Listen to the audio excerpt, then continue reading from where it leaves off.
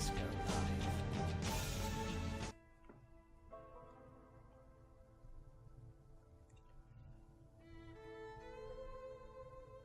I've forgotten the button to click.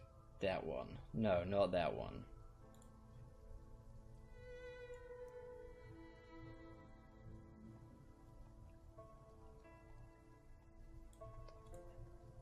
Nailed it. Fucking nailed it. I found the button. That button didn't elude me for 20 fucking minutes as I was staring at it. God damn it, Will.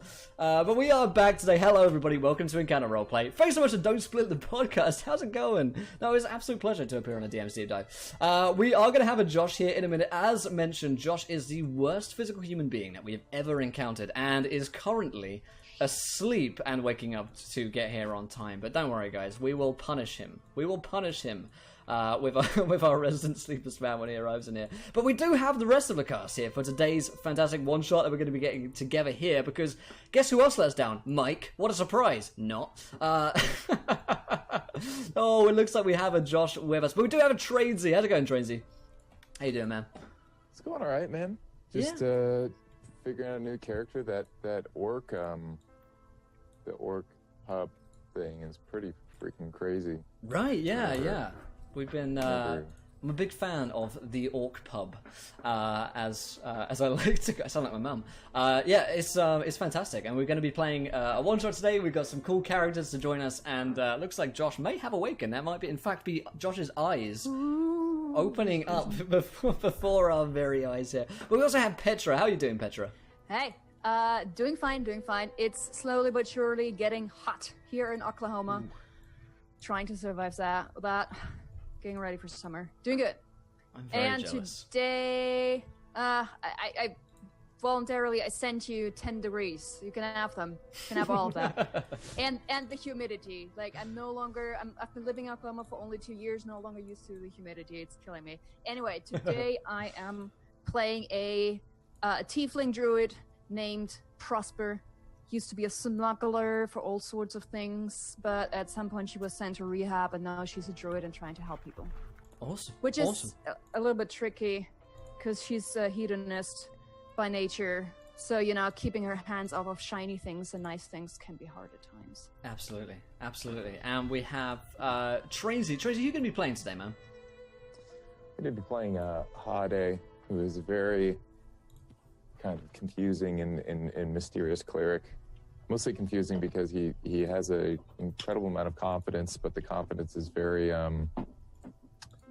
ill-founded. Okay. Yeah. Ill-founded because he's very socially disconnected, but he's a know-it-all who knows nothing, but will assert that he knows everything. So I went to college with a lot of people like that. I'm pretty sure I was one of those people. Fantastic. And then So we'll see. We'll see how he pans out. We'll see how he pans out. Fantastic. Yeah. We do have Josh joining us. We'll see who he's playing, if he is in fact alive. I did see a glimmer of movement there a couple of moments ago, but I'm not too sure whether or not my detect life was. Oh, there we go. Oh my god! There we go. Look at that beautiful face. So ready for energy, for excitement, for adventure. See the enthusiasm. Yes, this is inspiring, my friends.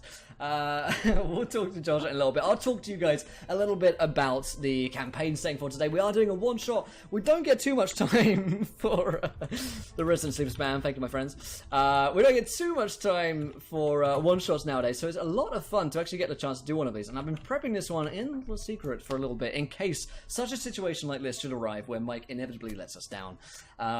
And so here we are. We are basing this loosely because we didn't really have enough time to get my players to learn a whole new system. But I've recently been reading a book called Simba Realm. It is basically a D20 system, quite similar to D&D, but it's in a fantastic world. And I've been very much inspired by this world recently to start writing articles about it. You might have seen on the website and talking about it all the fucking time. I can't shut up about it. And this is a perfect forum for me to talk more about it. So it's a dark fantasy world. It's a low magic world as well, but in this case we have some pretty cool magics going on as well. It's a land of mystery, of exploration. And think low medieval Europe, and a lot of humans have recently come into a new area called Ambria. So all of the setting and stuff, shout out to Simba Realm. All of the mechanic stuff, shout out to Wizards of the Coast. But this new land of Ambria has recently been discovered by Queen Corinthia and her army, and there is a very dark forest known as the Davokar Forest, and that is where the elves come from. That's where the goblins come from, where the ogres come from, and they all live there in harmony, and they live in somewhat harmony with humans as well. And our force of ragtag band are going to be exploring some of the Davokar Forest and what lies within it. That's a very brief summary. There's some fantastic lore I encourage you to check out for Simba Realm. But Josh, first off, are you alive in there? Somewhere. I did a whole week in Ireland, and me and my friend in 2 days drank 2.5 liters of Jack Daniels between the two of us. And I don't remember much, but I am running about 4.5 hours sleep since Friday morning. So If you think that we'll be feeling sorry for you, then I have to tell you. But I have my birthday present from my friend, which is a £160 bottle of scotch, and boy, am I going to drink it. So that'll wake you up. Yeah, I like the sound of that. yeah, that will. For characters, I haven't prepped anything because the last I was conscious, Mike was like, I might make it, and then I woke up and my face was in my dinner. So absolutely you look beautiful. I fell asleep in my own food, and I decided I'm going to play Walk, who is a wizard orc. Fucking a wizard orc. I like the sound of that. He's a wizard orc. The thing about Walk is he doesn't actually know he's a caster. He has no idea. He doesn't know what magic is.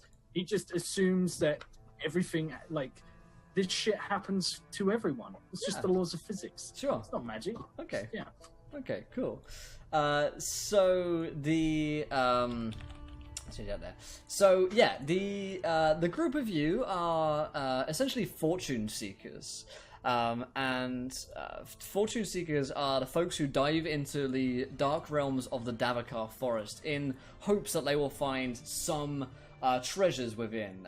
This being an ancient realm of elves and all sorts of different creatures, it is at once both incredibly deadly but incredibly profitable and lucrative for any who can escape the dark bowers of the forest. Now, there is a light side of the forest and the dark side of the forest. The light side of the forest is much closer to human civilization and Thornhold, where we're going to be set today, the city of Thornhold, where humans have been living and existing for some time, the city before you, in fact, on the screen. And yeah, that's the safer area of the Davokar Forest. If you are to venture deeper into the dark side of the forest, well, then greater riches await you, but at the same time, greater peril also awaits you. Some more resident sleeper, please, for Josh. So yeah, that's what we're going to be diving off. And you guys are going to be knowing each other as companions, as fortune seekers who perhaps have delved once or twice into the realms of Davokar and come out alive. And for that, you guys are known as quite respectable individuals within the town of Thornhold. So let's just get some quick character descriptions. We've never seen your characters before. We may never see them again. So Petra, what does, and I'm going to have to ask for names again because I'm terrible. That's fine.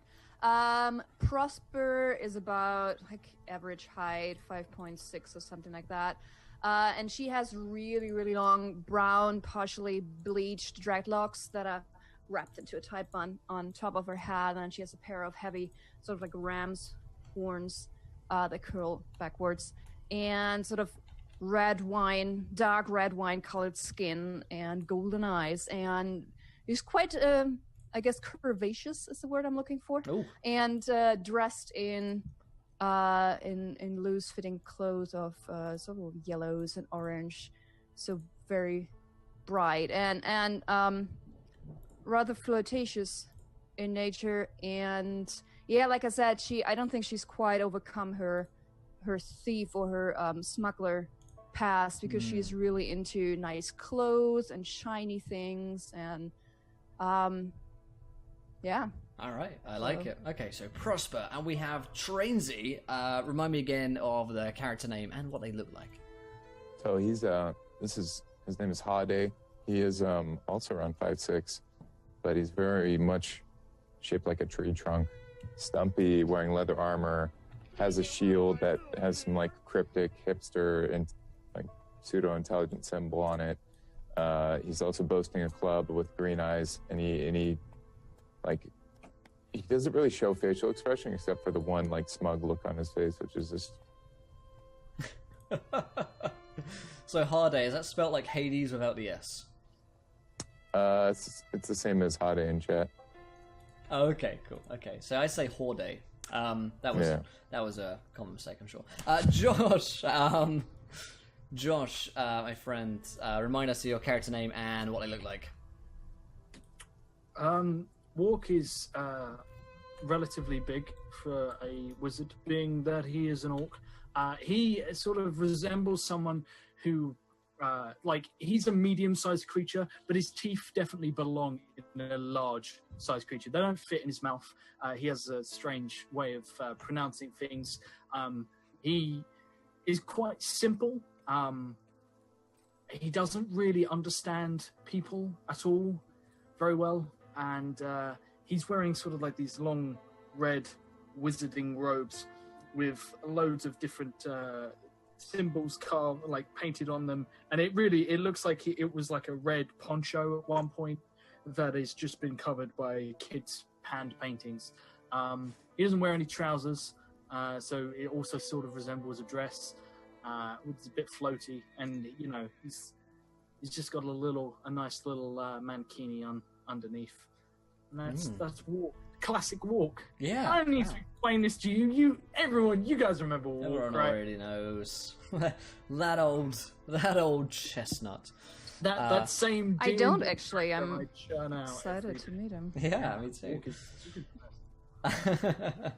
Or maybe All not. right, then. So you guys are going to be meeting at one of the many outposts within the land of Ambria, and this is Thornhold. It's a city of vagabonds and some semblance of order, though that semblance is very much a veneer for a quite chaotic space where one can buy pretty much anything. So this is a place where Prosper would most likely prosper, and this is a fantastic place to gain work, and that's the plan for today, because there is many people hiring. So if you were to go to the outpost of a day within Thornhold, you would find all manner of denizens there who are ready to sell their swords.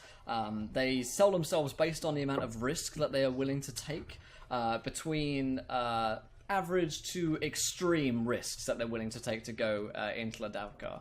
And of course, you guys are bound to be on the extreme list. At the very least, you're down for quite a lot of danger. And so the best jobs will go towards you guys. You have a contact. The guy who runs this place is a man known only as Veneer, and he is a bit of a ratty man, really, but he is quite good at getting you the best jobs, and he's proven loyal so far to the group of you. He's called you in today because he's boasting about the quote-unquote biggest job yet for you guys, and of course, who could resist such an offer? So as you guys stroll up, we will start with Prosper arriving at this place. Now the building itself is nothing particularly special. There are a bunch of sellswords outside, and it's a small little hallway with a hearth and usually a suckling pig on the go within, so it smells quite delicious. So, okay, just double check. And it's a normal tavern, you said? It's basically a mercenaries guild, so think more, less ale being drank and more swords being sharpened. So I can't get anything to drink there? It's possible. I mean, you know that Veneer usually has a stash of something special for his favorite customers. Okay, then, Prosper would sort of saunter through the rooms and sort of greet people, and then make her way or try to find Veneer. Yeah. Where would he be? Where can I find that? Yeah, young he's ready man? pretty. As soon as you walk in, you see him. He's often found in the dark alleys of the streets, and he's much at home in here as well. He's kind of hiding in a corner away from the hearth by a table.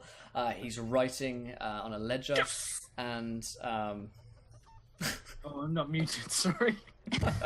But one big in the dungeon. I'm happy. nailed Sorry. it. Yeah, he's sitting there, and he's wearing his studded leather jacket, and he has a cowl which is currently down. Greasy locks of greying hair. Suits him about in his 50s. And he looks up and says, "Hey, Prosper. How's it going?" Can't complain, can't complain. And she sits down, lounges in a chair, leans back a little bit, so looks at him, sort of gives him a once over. Well, aren't you looking splendid today, Vinny, my friend? So- look about the same as any other day, sweetheart. Like shit. You shouldn't sell yourself short, honey. So what was it with that job you've been talking about? Well, business later. First, pleasure, of course. And he goes into his long overcoat and brings out a little flask of some strong-smelling liquor. And he hands it over to you after taking a swig. And she takes a flask. And I won't say no to that. And she gives him some other pleasantries and sort of tries to casually wipe the Spit. the spit, his spittle off the there's flask lots. before taking this a sip herself. Absolutely. So about that time, we see Howday. Oh god, I'm gonna get this wrong every day. Heyday. Yeah, like yeehaw, Heyday. y'all howdy. Heidi. So Heidi, yeah, you walk in. This interesting looking fella with this strange symbol on his clothing that no one quite understands. No one knows if they really should understand it. And you look up Veneer and you see Prosper standing there as well. And Veneer says, "You're right then, how's it going, mate?" I'm doing quite well. How are you? Yeah, I'm, can't complain, you know, it's just been, one thing after another, you know, people not coming back from the forest, and, well, you know how Veneer hates to lose money, don't you? And he I spits mean, on the ground. absolutely, I know. What is that you're drinking? He reluctantly hands you a, I'm gonna say you've got less of a working relationship with Veneer than necessarily Prosper does, but he hands you the flask nonetheless and says, make sure you don't get yourself knocked out. Oh, absolutely. Takes a swig and spits it out immediately. What is this? Apple? Grain? What? It's whiskey. Whiskey? Yeah. Oh dear, weren't you sensitive to grains? Veneer, you have to excuse his very sensitive stomach. I'm sensitive to ill-made things. Swill. Right, it's gonna be like that, is it? Every fucking time. How did you distill this? Do you think I fucking look like a man who knows how to distill things or where my fucking distillation comes from? Listen, mate, you here for a job or not? Yes. Puts the flask down. Yeah. And walk. Plays a shitty smile. Yeah, of course. Is it walk? Walk, wizard orc. Walk. Oh, walk. Okay, I put walk as in walking with an E to be kind to you. Walk, Okay. Wizard orc. No. Okay. I gave you some. It's not that intelligent. I gave you some credibility. No. I refuse. So yeah, you head on in, and you see Veneer, Heyday, fuck me, I can't say that word, and Prosper. Harday. I'm gonna say Hades from now on. Harday and Prosper, saying there along with Veneer. You're right, Walk. How's it going, mate? Hello. How's it going? Well, better now that you're here. We could do with some intelligence in this group, mate. Fucking hell. Okay. Wait. Huh? Gonna be one of those, is it? Well, listen. You's lots to sign up to the most extreme danger. Yeah. Right, so you're fine of going into the most dangerous situations for little pay, right? Great risk to your own lives. Does that, if it's little, does that mean it will fit in my pocket? Because big pay doesn't fit in my pocket. So Prosper pulls out a chair for work and sort of motions them to sit down. It's okay. I already have a chair. It's lovely. All right, dear, suit yourself. Yeah, he took the last one. Okay, so Just took it home. oh thanks. Yeah, you know, Veneer puts a foot on it to stop you as you're like dragging it over for him. No. I'm losing too much money that way. Listen, alright, so, most extreme dangerous missions, okay? Now, this sort of stuff I reserve only for the most, experts of my company here. Now, there is a very beautiful young lady, and she is looking to make her way through the Davokar. Now, she is a barbarian, from one of the barbarian clans, and she's quite fierce, quite feisty. And, well, she's willing to pay for an escort to take her through the forest to get to a barbarian clan on the other side. What part of the forest? I don't do escorting. It's not. I'm not that desperate. I mean, I know I've been hard up for cash. Work, honey, I think you have the wrong idea here. Although, then again, Veneer, please care to explain. Right, I would love to explain. Now, she's paying top gold to be escort. I tried to think of the actual currency in the game, but it escaped me. Top gold to take you through the forest. Now, the thing is, one of these barbarian clans she's from, you gotta go through a part of the deep, dark Davokar to get to it. It's the only route through that the elves have managed to plot through us. But them's the first of your travels, because the elves in there ain't too happy about scallywags like us coming in there. You must have heard the amount of reports come back of arrows through the throat, never returned. Mm-hmm. The elves are killing everyone that's fucking coming in the forest. And then there's all of the little fucking sprite things. Then you got to worry about the fucking goblins, the orcs, the ogres, the aurochs. It's just a nightmare. So you got to be prepared. But that being said, if you do make it through, there's 1,000 gold waiting for each of you on the other side. There's one problem that I see with this equation. Okay. Enlighten me. I happen to be rather silver-tongued with the ladies, and I'd worry that the fair maiden might fall for me, you know. It's true. She could trip over his ridiculous clothes. That is actually a valid concern. But just stay away from her if that's the case. If you think there's going to be a problem with that, then just listen. If there's a problem, stay away from her. So if we're attacked, stay away from her. No.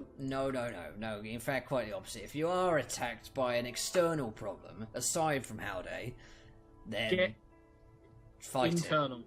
Kill it. Fight it. Get internal with it. I like the way you think. Get inside its brains, literally. Get inside its brains. I think we can do that. I'll try and stay away, but usually, So we need to think like the enemy. Something like that, Walk. Something like that, mate. You know that. Okay. You know those powers of yours. What everyone can do, of course. No. Okay. Well, I don't see. What you mean problem my with this. you mean my magic? You mean my magic hand trick? Look, and he put hand into his sleeve, and then he a mage hand appears, and he's just like, look, it's like my hand has come off my That's arm. exactly the kind of skill set we need. That's exactly what we're looking for. Okay. Well, listen. Here is some gold up front. Here's 100 gold each. If you need anything, then make sure you go get it now. She's outside, and she's expecting my best. So... Are you gonna wear a suit if she's expecting your best? No, I'm not. I'm actually going to stay in here, and you're going to go out there and speak with her. About what? God. He looks at Prosper. At this point, Prosper, yeah, I was gonna say Prosper reaches out with sort of pats his hand and says, dear, don't worry about that. We'll get done and we'll take care of it. Her name is fine. Her name is And- Yorlilda, or something like that. Come again? Yorlilda again? is some barbarian name. Your what? Your what? Yorlilda, your dild, your Your Lilda? Yorlilda, pretty sure, yeah. It's one of Is them that a flower? barbarian names. Who's got a Lilda? You said your Lilda. Mork, have you ever considered not speaking? I have Work, actually. work today. She's gonna be our Yielder. Oh! Alright. I get you. Listen, whatever gets you through from one side of the Davokar to the other, but don't take this lightly. The last bandit came back, well, only one of them came back, and he only had a couple of limbs left. That's embarrassing. What instrument did he play? Good luck. Yeah, and I get up and sort of walk ahead, see if I can spot the barbarian lady outside the. Yeah, Yorlilda is outside. She's got a great mane of hair, fiery red hair, and she has a battle axe on her back. She looks like she knows how to wield it. She looks particularly quite strong, and there is a cart with her as well, in which there is a horse pulling it, a nice brown horse. And she's wearing a assortment of, it seems like slotted stone armor, which has been pieced together quite intricately. You get the sense that it's probably worth a fine penny or two around here. And she certainly carries herself with dignity and seems to command a strength and power to her. Okay, so since she's standing out like that, I suppose there's no way I could think anybody else is the person we have to talk to, so I walk over. And I stop in front of her a few feet, and before saying anything, give her the once over to sort of smirk, and then say, Yulilda, it is. I'm sorry. Yorlilda. You are the Ilda that belongs to us. You are our Ilda. Exactly. Word. You can call me Lilda if that helps. That will make it a little bit easier. But it's a beautiful name nonetheless. Rolls off the tongue. And I actually, as we get ready, sort of Enjoying that. turn back to Hade. Hade, okay. It's like a hard A, is how I'm thinking. That A is hard, man. And I say to him, Hey. 10 gold pieces, she's gonna fall for me first, honey. I need not Why are wager. you It's trying just to trip her up? statistics. What? Maybe she's very dexterous. She might just step over your foot when you stick it out. Are you the ones that that Veneer sent? Are you his best company? I turn back to No. her and I say, yes, we are. We No, are. his best company is a small distilling factory south of here. It's brilliant. They make loads of money. You're right, Work. And I turn back to her and I say, yes, we are, dear, we are. Going to get you through the forest, Okay. safe and sound. Well, I have the route planned, and I can mark it here on your map. It's several days to the north, and that is where my barbarian clan live. But I fear there may be dangers along the way, and that's why I've hired you to protect me from them. This is a smart move. Although looking at your axe and your statue, I would say that you have swung that axe many times before as well, so you don't look exactly helpless.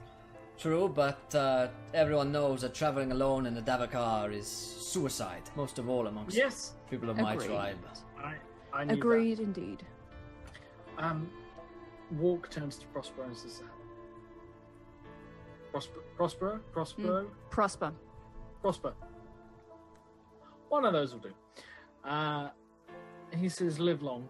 And he says, I have a concern. I feel like we're overcharging her.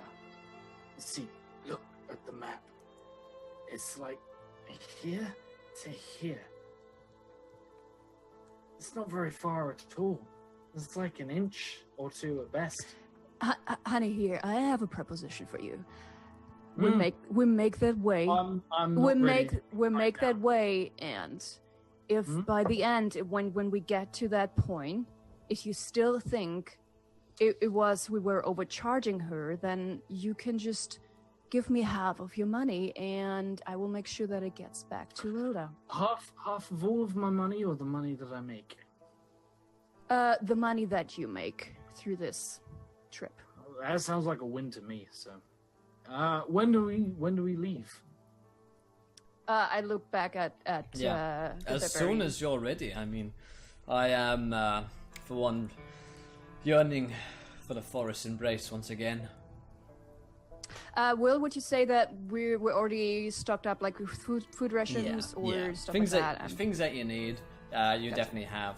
You also got this wagon, and she seems to be carrying a bunch of goods on it, which are covered by cloth currently. So she hasn't revealed exactly what she's taking with her. But she does say, if there's anything else you need, I guess we could stop for 10 minutes at a shop or something. But Ooh, can I go to the bathroom before we go? I think we'll have the time for that. Good, because I do not travel well. I get really cart sick. He really does, believe me, so let him go. the road will be quick bumpy piss. for sure. It might be difficult in parts to bring the cart through, but we must try for my people. And she begins to like set off, and she lets the horse start going, trundling along. Apparently we're playing rugby. I don't know about to use the bathroom. Do you need anything from the shop? I'm good. What about you, Hardy? I have my cologne and elaborate poetry. I think I'm fine. Who did you buy elaborate poetry of? It's in my brain. I actually understood leopard poetry. Who did you Lilda, buy leopard poetry of? Lilda says, "You," and at this point, it's safe to assume that we are well on our way, traveling, walking, and talking. She says, "You are a poet, a singer. In our culture, people like you are very well revered for their storytelling." Yes, I mean, I dabble once or twice. What? Are you interested in something? She wouldn't be asking if she wasn't interested. Yes, tell me a story of your people. Horde, was it Horde? Horde. Mm-hmm. It's a By the way, name is of a there barbarian. space next to? I suppose that she's steering the carriage. Yeah, absolutely. I mean, it's Is more there like just a cart, really, which is trundling along. So Is there space next to her? yeah, I can imagine that you two are like either side of her, like getting really cozy, and walks just in the back, just like.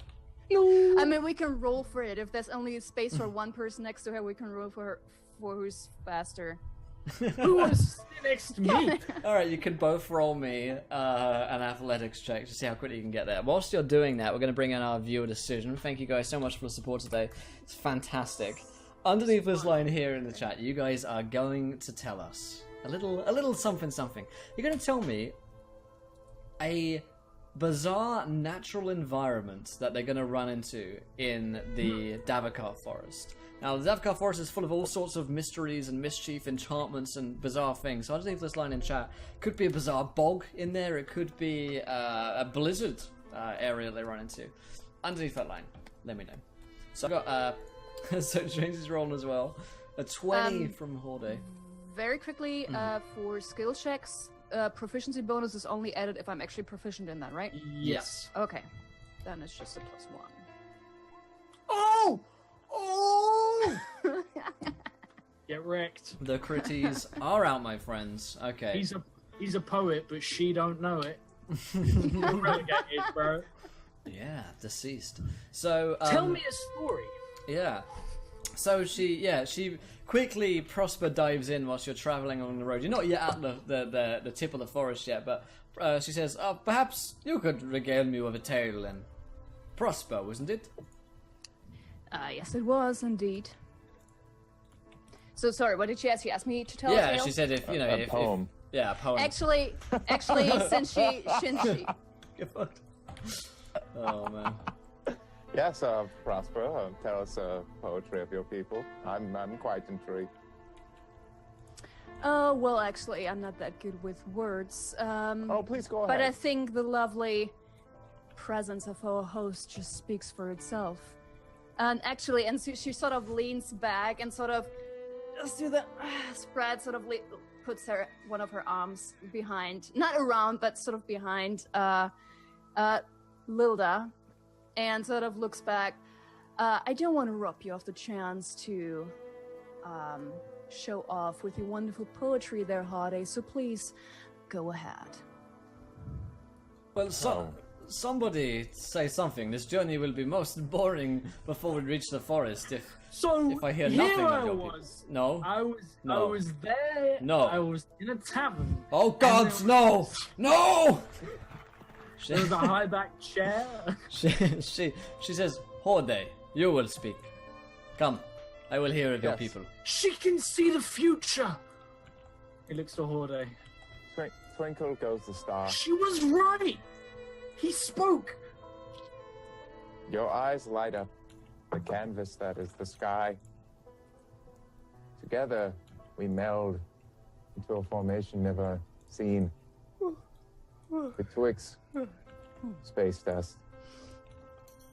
Ever. They were all words. What does perhaps it is the language of your people which I do not understand so well, but I cannot for the life of me or my tribe understand what that meant. So did that speak of the great star? Perhaps the coming of the comet and the destruction of our world? Is that what you speak of? It's you know, it's about the alignment of two celestial bodies. Did they rub against each other? No, just there He for told that story before, and he said they rubbed against each other, and then he vanished along with the bar lady, and I didn't get a drink for an hour. And so Prosper looks at Lila. So basically what he's trying to say, it's a thinly veiled poem about sex. So Lila, tell me, what did bring you Well, to now that is Foonhold? something I can understand. Yes, in the great mating rituals of my people, I cannot believe I did not see that. Excellent. What brought you to Foonhold, Lilda? Oh, well, I was on an important mission from my tribe, my Jarl. He commanded me to go there and see to an important mission and return home. I see. And what do you do when you're not out on the road and taking care of your tribe's business? Well, I hunt, I fight, I drink, I make merry, and I defend my homeland from the horrors of the forest. You do a lot.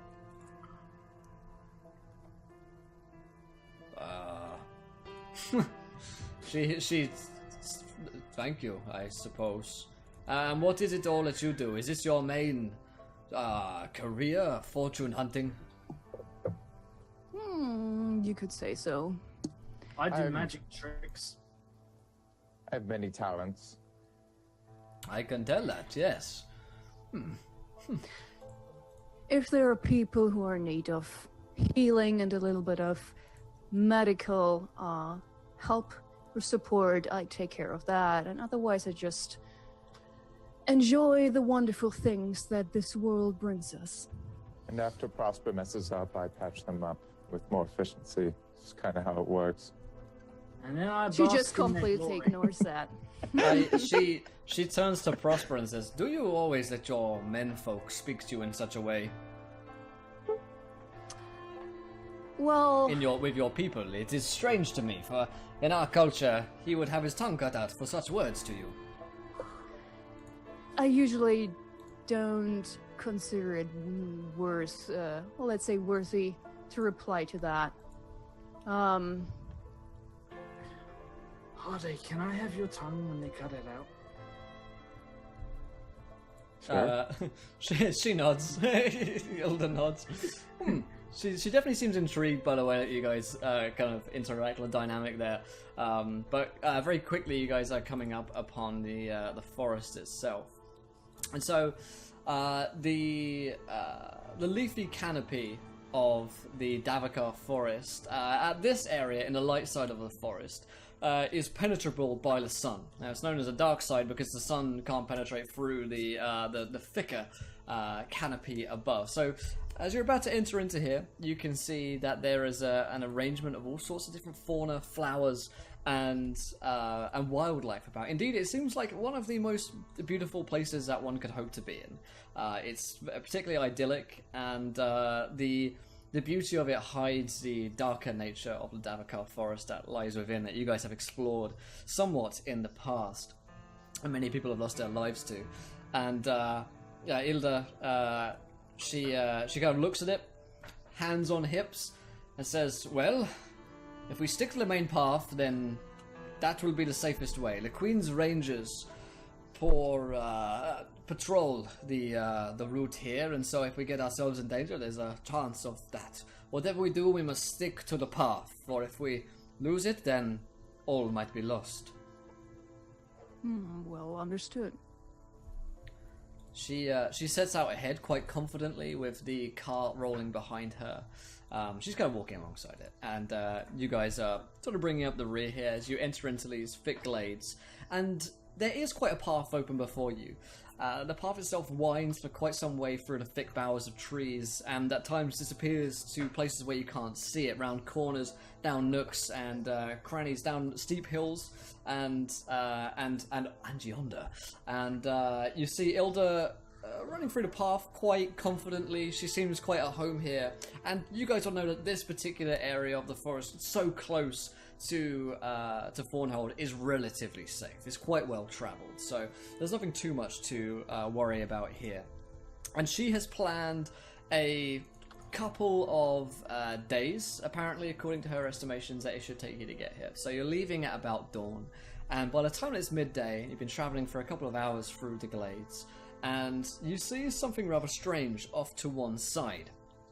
Now, the group of you stop and stare in some amazement as you see these beads of high grass, which appear to be made out of some kind of glass-like, semi-translucent material. And they go about as high as a man, so about 6 feet tall. And you see that there's just a thick glade of them off to one side of the path. And Ilda says, this is a marvel, a majesty. My people sing of these strange occurrences. The forest shows it to those whom it deems worthy of a challenge. What do you think are those? So, a challenge, you say, so they're dangerous? I believe so. I believe one can become lost in those leaves for an eternity, or so the stories go, but for those who emerge on the other side, then they are shown the secrets of the forest and granted powers and wealth. For certain, this must be a strange occurrence. And it's at that point when you realise the walk is no longer on the carriage. Walk is just there, right at the edge of this sort of field of glass sleeves. Just it looks to grow very thick. The the glass itself is as thin as I don't really know. It's much thinner than like a pane of like a window pane. So it looks like you could probably snap it if you were strong enough. But it does end in quite sharp points at the very top. It's traversable by someone. You could squeeze through here if you wanted to, and it goes so thick that you can't see any way past it. Of course, this is off the beaten track, so you could not choose to take this challenge if you didn't want to. But Ilda definitely hams it up a little bit. She definitely makes it clear that between the three of you, she's interested to see who might emerge victorious from this, might gain some favour in her eyes. So this... I was going to say, I just envision like it's a forest of fiberglass, That's the description. I'm like, But I wanna wander in it's there. spheres. You said like So think blades of glass, actually. So think like mini towers of glass, similar like Okay. blades of grass. Yeah. And Oh. Ilda says, "We do not have to take this challenge, but for anyone who emerged on the other side, there would surely be great riches. I must say, I am Challenge tempted." accepted. Oh, so readily. And jumps off like he weighs 300 pounds onto the ground. Just dusts off the shoulder, like hikes up the shield. Like, you said there's great knowledge and much to gain on the other side. I have yearned for adventure. Oh. Just kind of charge forward. You have the bravery of my people in your heart, Hade. And Hade is immediately, lost within the leaves. Is anyone else heading in? She kind of looks at the group. He might need some Prospect help. it looks very skeptically. And do we see how far Hade gets in Yeah, that? you see him go in about 15 feet, and then he turns a corner and disappears. I look at the other two and I say, "Is this really worth it? Walk I mean, we is- want to make sure, Lila, that you get to your people safe and sound." She says, no, you never know. He went in. No, she says, well, if the forest has presented us this opportunity, it is possibly a bad omen not to follow its wishes. Oh well. And I draw the scimitar that I have by my side and sort of tighten the grip around my staff. Okay, so she similarly, unslings her battle axe and has it in her two hands and says, "We should go together and try and find your friend." Well, let's. No one looks for Walk. Walk is alone. Come on, Borg. You're with us. No, Walk's gone. I Walk walk Oh, this right. lonely pointed street. once and went, yes, I am going into this place. And immediately made friends with an orc wearing long red robes and no pants. Who we've been having a conversation with for a good 5 minutes now. Yeah. And it's really weird because every time he goes to speak, the guy speaks and it's super awkward. It's really cute. It's like a dog when it sees itself in a mirror. It's like, Yeah. what? Hey, yeah. Yeah. Okay. So you pick up Walk. So Hade, you were pretty quickly lost within these barrels quite well, and you're searching through, and they are slightly reflective, so it is difficult to see exactly where you're going. It's also difficult not to cut your hands, as you realise that several of the blades of glass that you're kind of pulling yourself through actually are almost thorny with little chips of glass. Now, have you ever broken a glass or accidentally trod on a piece of glass? It's very similar to that. They're tiny little flecks and look like they couldn't really hurt you, but they really quickly pierce your hands to quite an uncomfortable degree, to where you find yourself with maybe 100 or so nicks on your fingers that are bleeding from multiple tiny little wounds. And you feel that as you're bleeding, you're almost like you feel like you've lost a lot more blood than you actually have. You've got almost that woozy feeling where it's like, wow, I'm lightheaded right now. You can roll me a wisdom saving throw, Hade.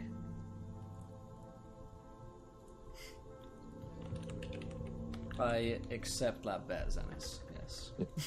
Oh, I rolled that in Twitch chat. Oh, that'll also work. I do that too. It's okay. Oh, baby. So Hade, you realize that, you can maintain focus. Your absolute belief in whatever it is you believe in is guiding you forward, and even you're not that sure. But some force you feel is leading you onwards. As your vision clears, you realize that the blades of glass don't in fact appear to be simply glass. When you look at them again, after your vision have cleared, you've realized that the glass is in fact some kind of worming vine plant, which has wrapped itself around this glass. And that's what's cutting you. It's some kind of illusion, magic, which is hiding its thorns from you. At the very top of the spikes on the blades of glass, you see that there are the impaled bodies of humans. No elves or any other race of people are impaled on the top of these. And How high up? about only about 6 feet up, so about head height of where these bodies are impaled. And Harday's currently the only one that can see them right now. But I will let you guys roll wisdom saves as well whilst you're going through this forest. And it seems that what you've previously thought before was some kind of sap, maybe from the forest that was dripping down from these, is most definitely blood, human blood. And it would appear that these bodies are quite fresh as well, as they've been impaled on this. And you realise that you might be in a bit more deep water than you first imagined. Can I do like a knowledge medicine to see if that they fell like from gravity or if they were like forcefully placed upon these spikes? Absolutely, yeah. Give me that roll. And that's a 13 from Prosper. Yeah, Prosper, you're also seeing this as well. And Ilda also with a stark kind of... the bodies. The bodies, Prosper. Look at them. I see them. I don't like it. How did they get up there? Maybe we should take them down. Perhaps. How many are there? Are they like everywhere? They're everywhere, man. Yeah. I'm not sure if that would be wise. Let's try to find the guys and what.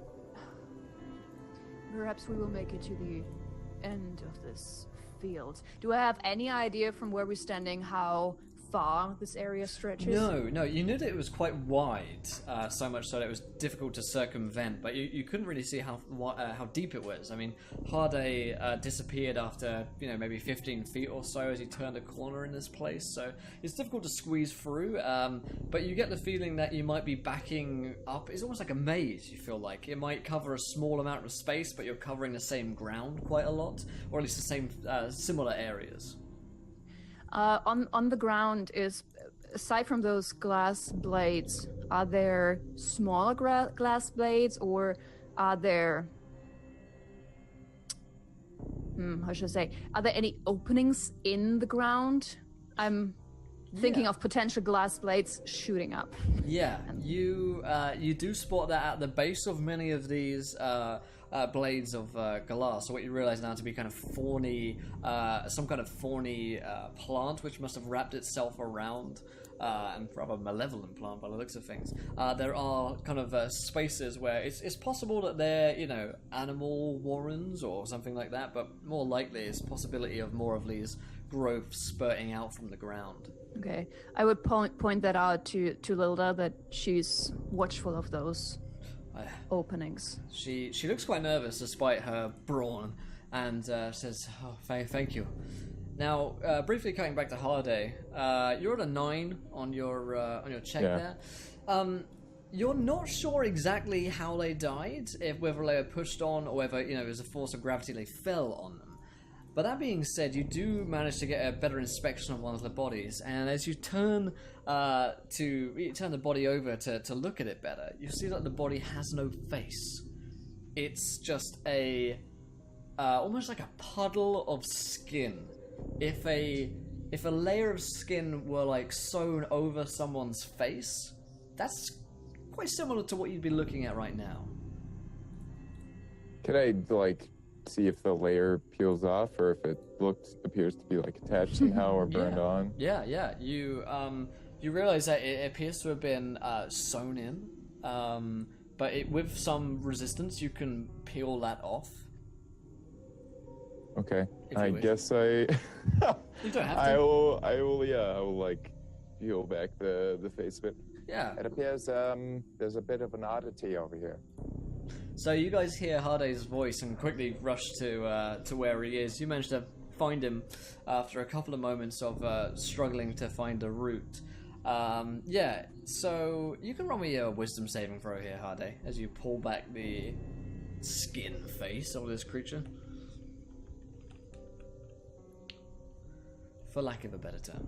Nice. It's pretty good. You managed to still yourself, because what you see is rather gruesome. The eyes of the person behind, below, I guess, because there is a face below. It appears to be a human male in his 30s or so. His eyes have been eaten out by worms. Looks like from the inside, like a maggot has actually... if you've ever seen an apple with a worm coming through it, very similar image right there. And the worm is actually just popping out of the eye as we speak, with a nice juicy bit of eye goop coming with it. Yeah. And you see that his teeth are all rotten, as if he... I mean, not particularly odd, I suppose, but every single one of them appears to be black, as if he's, I don't know, never brushed his teeth, or something particularly foul has assaulted him, perhaps. And Ilda says, what is that? What do you have there? Prosper sort of lifts a hand to her in front of her face and doesn't look too happy about that. And then she said, "What is that? What you peeled off from the face? Is that skin as well?" It appears to be attached on from some other... Would I recognize this as matching the same skin as the skin that I peeled it from? It seems to be of a different texture, at the very least. Okay. But, we're not a skin expert, really, necessarily. Yeah. You can tell he didn't exfoliate. The chemical peeling deluxe. Yeah. Do we not have a dermatologist in the room? Come on, guys. Basic. This was massive oversight on our part. Are there, it appears that this was attached with someone else's skin. I'm not sure if it was flayed from the other ones or if they had a bag that I don't... I look at Lilith and say, do the legends of your tribe say anything about this, about people losing their face, their identity? I don't know. Maybe, but I am no seer. Hade, you are a poet. You are a storyteller. Perhaps this is familiar to you.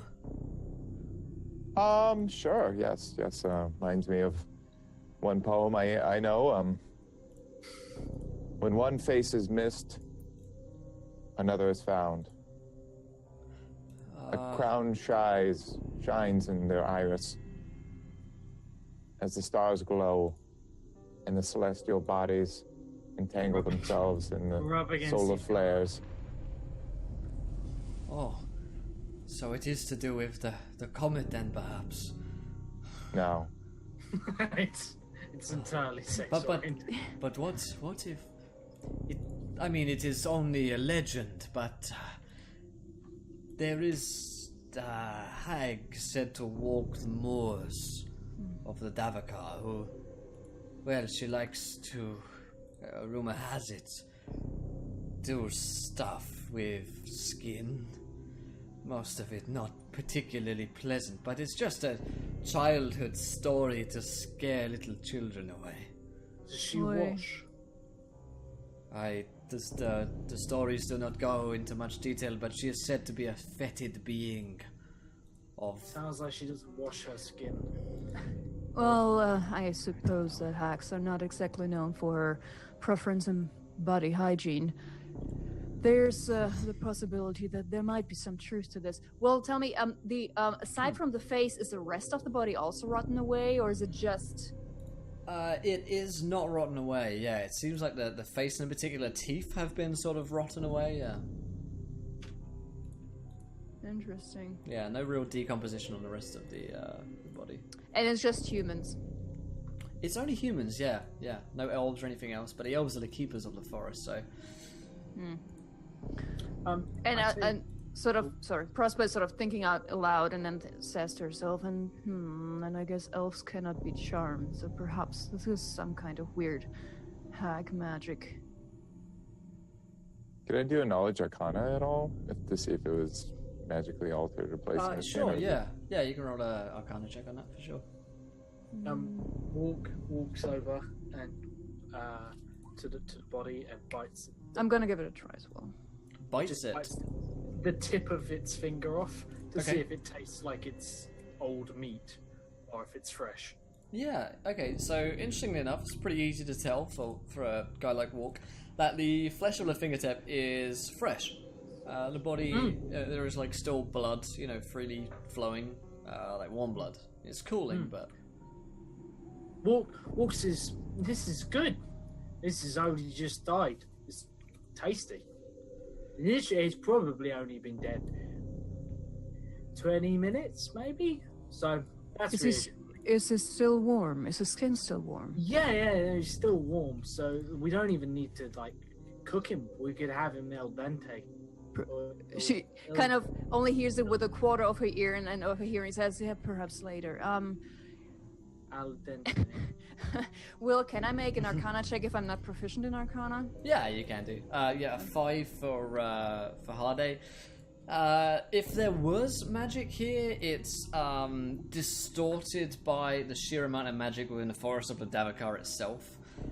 So you get the reading, yes, there is magic here, but you don't get the specific reading, is it from the forest, what's its source? 15 from Prosper. And you want to identify Arcana as well with this face, right? Yeah. Yeah, Or it's... more like the surrounding. If this is all of this is some kind of if there's illusion magic going on. Yeah, absolutely. You can tell that there isn't illusion magic, but there's definitely necrotic magic going on there. Around the face where everything's like rotten away, that's a telltale sign of necromancy right there. The body's still fresh, but everything else is rotten, beyond repair, basically, which is a state which you'd have to get to. You better be very old for his teeth condition to be that bad, Yeah. I don't like this. Let's try to get out of here, Lilda. I'm worried about our safety. I agree. Yes, perhaps further in is the only way for us. And she says, I hope my cart is safe back there. It's very important that I get it back to Mother. It's like Haraday always says, you've got to go in very deep and hard. Yes. Well, lead the way. I will be one step behind you. She looks quite worried. It's all right. If anything happens, we've been informed to simultaneously abandon you and climb inside the enemy. I look back over my shoulder and I said, "Don't worry about Lila. He got it backwards. We've got your back." And I start trotting ahead. And run away from the enemy. Yeah, she says, Harday, could you accompany me? Absolutely. Let me make my way. All right. So, Kind of try to lock arms with her, or Yeah. put my hand in between the Please side. skip. Just skip, please. she seems, she seems to be fine with it. She definitely seems quite nervous in here, for good reason, of course. And as Prosper and Walk are heading through, you come to an area which actually opens up. Where previously you've been kind of shifting and fitting your way through this like a thin maze. You actually come to quite an open area before you. There's 10 feet before you, and there's a dark hole in the ground, which looks like it leads quite deep. It doesn't look like a nice sloping tunnel. It looks like a straight drop down, and it's the only way down, unless you wanted to break through some of this glass, of course, which looks like it would be possible. There's a hole in the ground. I'll attempt to. Can I hit it with my club just to shatter the glass and see what's down? Yeah. You can. I take a stone and let it drop down to the hole to see if there's. Yeah, See what happens. there is a little plop. A few seconds later, you don't think it's too deep. Maybe 20 feet or so. It's quite dark down there. Yeah, and it's Actually, definitely a body of water. sorry, I have dark Oh, you got vision dark for vision, okay. 60. Yeah, because I'm a tiefling. Can I see anything? 60 feet? Yeah. You see a pool of water down the bottom. It's only a thin little hole in the ground, about big enough for you to fit down, but it doesn't seem as though you can see too much else from the angle that you're at currently. How wide is it? Will we be able to jump across? Think of it like a manhole, basically. Yeah, like a sewer grate or something like that. You could jump down it. You could definitely jump across it as well. But the problem is that there's just blades of glass on the other side you have to bash through then. Walk looks down and he leans to the point of no return, because he also has dark vision. And what does he see, like, as he glances around in the hole as he falls into the hole? so you're glancing around quite merrily as you what's that? There he goes again. Missing.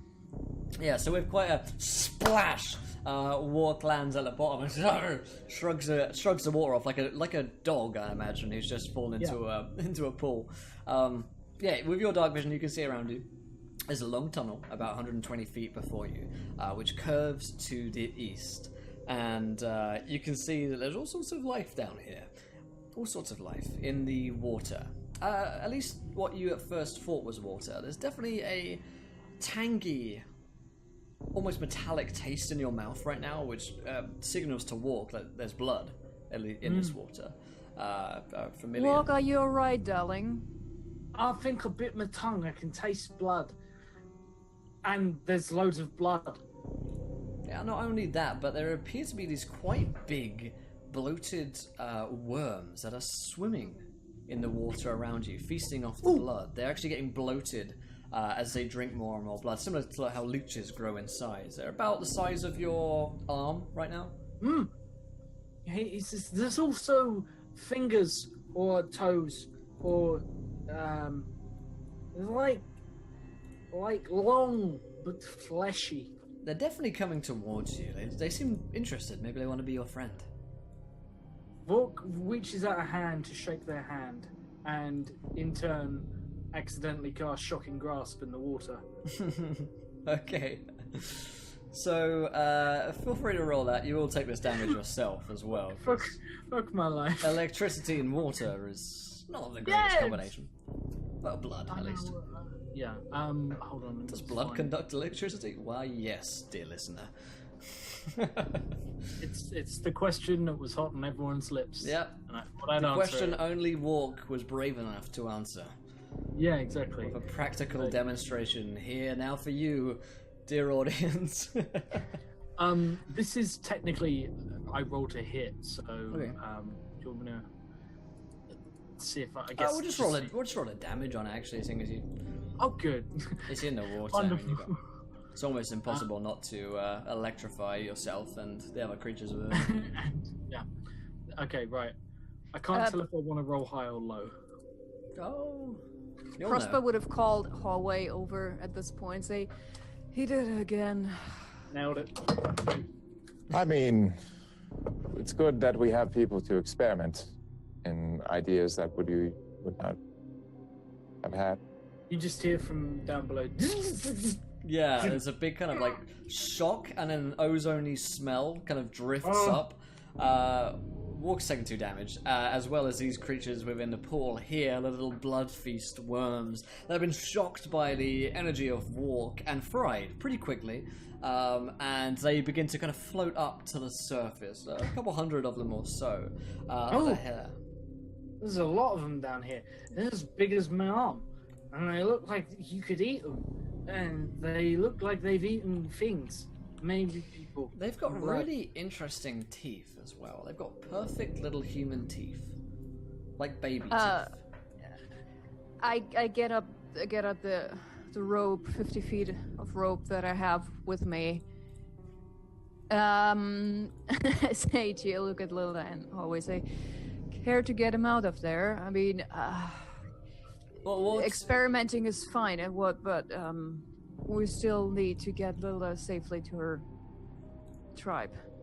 That's okay. Does she need any teeth?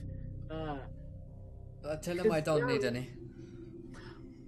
Because there are lots of teeth down here, They look really clean, actually. We could probably sell these. Hardy, can you roll me a quick wisdom saving throw?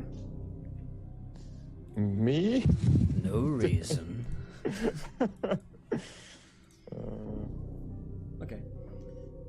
Yeah, so, alright. Ilda's gonna say, Ilda's gonna say, is there anything further down there, Walk? Is it safe now? Walk's just, well, apart from all the things that are dangerous, yeah, it's safe.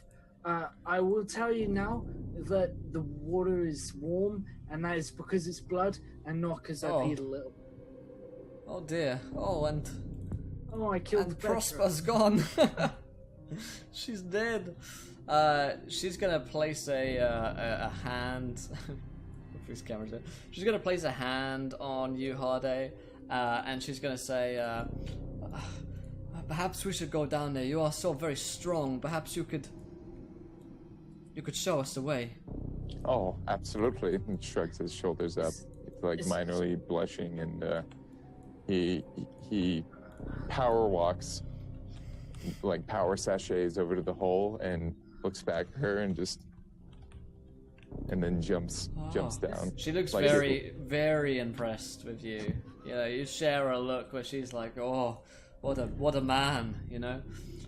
This is true. What this situation needs, where we're trying to navigate through a tunnel full of blood and flesh-eating worms, is someone who knows poetry. That will solve this problem. Yeah, you land with a splash within the tangy blood water down here, and you're quickly, come to learn of the creatures that live down in here. The arm-length worms with the tiny little baby teeth.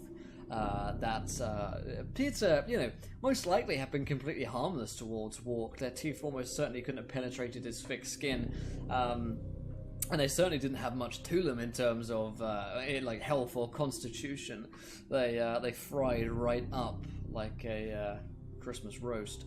And there's a tunnel 120 feet long, which is sloping down to the right.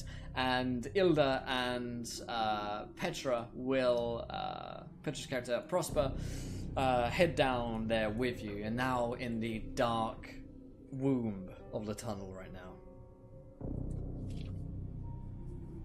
I'll stand beneath the hole, getting ready to catch Ilda. Oh yeah, she's ready for you, and she even if it's like a really bad idea. Yeah. Just I'll pad the fall. Okay, yeah. So she, she lands with your assistance. Oh, thank you, Hardy, and she flashes you a winning smile. She's definitely changed in her demeanor since first you met her. A couple of hours ago. She seems to be a lot different for certain, and she wades through the blood water, as if it were cotton candy. She seems absolutely fine with it, and she seems to be running her hands through the water. In like a. If you're at the seaside, you'll run your hand along the waves and you'll feel its gentle caress. That's exactly what Ilda's doing right now, and she seems to be enjoying it somewhat. She's getting into the spirit of things. See, she understands. You gotta enjoy the simple, horrible things in life. You gotta just enjoy them. I take out from my pack a wooden mug, and I scoop at the water and run up to her, and just with the mug the simple things in life. And then I rear up to take a sip. Yeah. What the fuck is wrong with you? She gives you this look, and she's like, and this is, privately between the two of you. Perhaps there is more to you than I first thought, Hardy. Perhaps Mother will be pleased. And she smiles a little bit, puts a hand on your shoulder, and makes you hurry along with her as Walk is walking along here. Well, some people are like diamonds. multifaceted. And very expensive. She's silent. So who's leading? I guess is Walks continuing to lead the way here. Yeah, Walk's sort of leading them, sort of every now and again. It's the moment when Walk is looking at you bizarre, because you are drinking what I can only assume is people. So even Walk knows that you are going to ruin your appetite for when we stop for lunch, as was promised, I think. So you're getting a very disapproving look, but also Walk has no idea where he's going. He's just walking with purpose, because someone once told him, do things with purpose, and people will believe that you know what you're doing. It may have been harder. Yeah, it could have been. You can't remember now. So, alright, so Walk is leading the path down here, and as I mentioned, after about 120 feet, it slopes to the east. And as you're looking down this particular tunnel, you can see that the blades of glass appear to be back, but this time they're dropping down from the ceiling. And the height of the ceiling makes it so that one would have to potentially swim through the water, or at the very least duck to a great degree to get through here. You also notice that they look rather precipitous in that they are wobbling very slightly. When oh god, stalagmites, whichever one is on the ceiling, kind of wobble a little bit, or in Hollywood movies when you look up and you see the shards of icicles on your rooftop beginning to wobble quite dangerously. That is kind of what you're looking at here. But these are 6 feet tall shards of razor sharp glass ready to impale, as has been shown all too obviously to you guys before. And the older says, "Oh, I don't. That doesn't look good. How are we going to get through that?"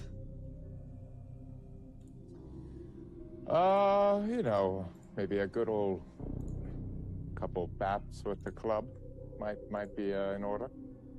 Walk puts his hand in his sleeve and pokes one of them with mage hand, and then just doesn't just poke, grabs, because mage hand can't take damage. Yeah. So he's just I'll put my special glove on that floats, and he tries to rip one of these stalactites free.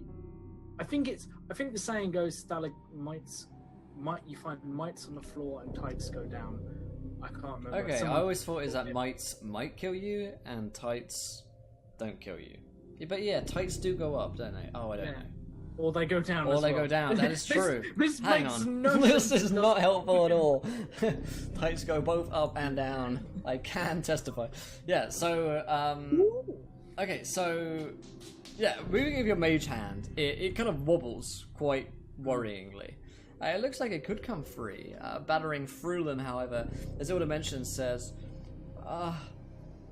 if there's something down here, don't you think it might hear the battering?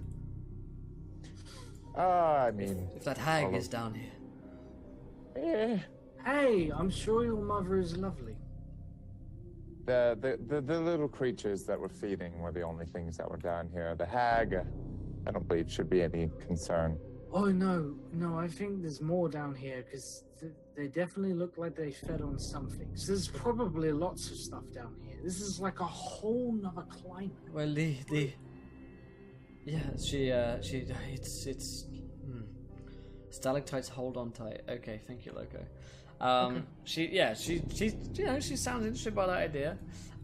You're pretty sure, however, as you begin to hear this sort of dripping, quite heavy and quite fast, that from one of the little well, there we go. Hey, there we have a Petra back. Yes, from one of half of it, a lower half. Is it going? Oh, sorry, I have to change the camera. Hold on. It's alright, Petra.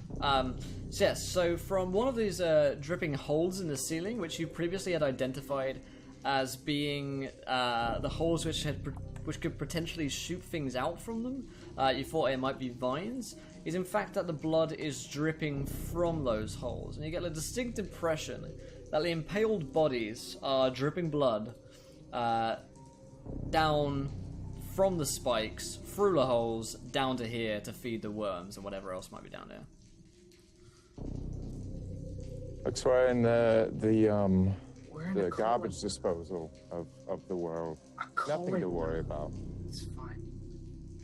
I just start like hitting my club against the stalactites. Sure. I like walk straight up, picks up a maul. Like he's all wizarding gear, but he carries a maul, and he swings it with the strength of someone who quite clearly knows how to use a maul. But Nice. it's a reckless, feral sort of swinging, so I'm going to assist with carnage and violence. Okay, cool.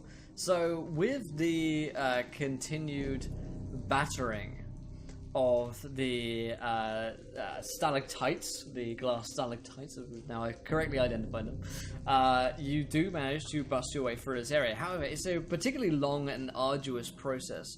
By the time that you're done, you feel not only pretty tired, but you've also scattered millions of shards of glass around your feet, and you're going to be taking several nicks and cuts whilst doing this. You're all going to, if you're attacking, of course, then you're going to be losing 1 hit point for doing this. And Ilda's going to join in as well. So you're kind of covered in all these tiny little nicks, and you're standing in blood. No, needless to say, how unhygienic this this is to for you guys. But there is the cavern opening up before you, beyond this kind of nest of stalactites, if you will. And as you've been battering away at them, you heard a large sliding movement. A particularly large creature seems to have been moving around the area, perhaps in the tunnels around you. It's like a slivering. Faded pen click for the donation. I know exactly what to do with that, my friend. Yeah, Which so I think you're muted. oh. There you go. Hello. Maybe. Yeah, you are. You're a little muted there. Yeah. Muterino. No worries. So yeah, this you heard this kind of sliding movement first of all, which was rather disturbing, and now there's a tunnel entrance which is flattened out, whilst previously it was going downhill, is now just going straight ahead, and it seems to fork into several intersections and turns, but there's one main road or path leading further onwards, which seems at the very end to lead into a large circular chamber, which you can see from here. If you're those with dark vision, of course, and you can see, or you could cast a light ahead, I guess, if you could, if you had a cantrip.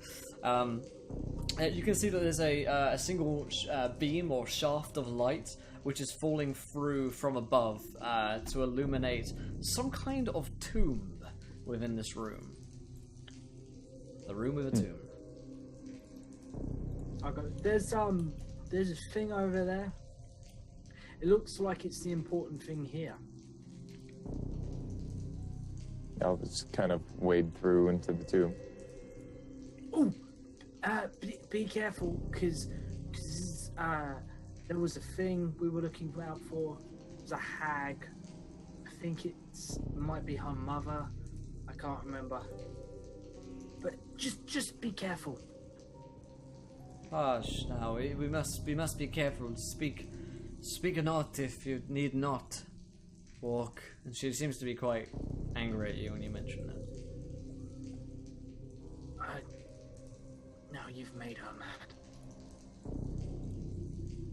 And as you approach the tomb, Harday, you're in a circular chamber, perhaps 100 feet circular wide, with one tunnel entrance continuing onwards deeper into the darkness. You're still wading through this blood mess, and occasionally they will have you will see a little blood feasting worm gobbling away greedily at the blood clotting beneath your feet.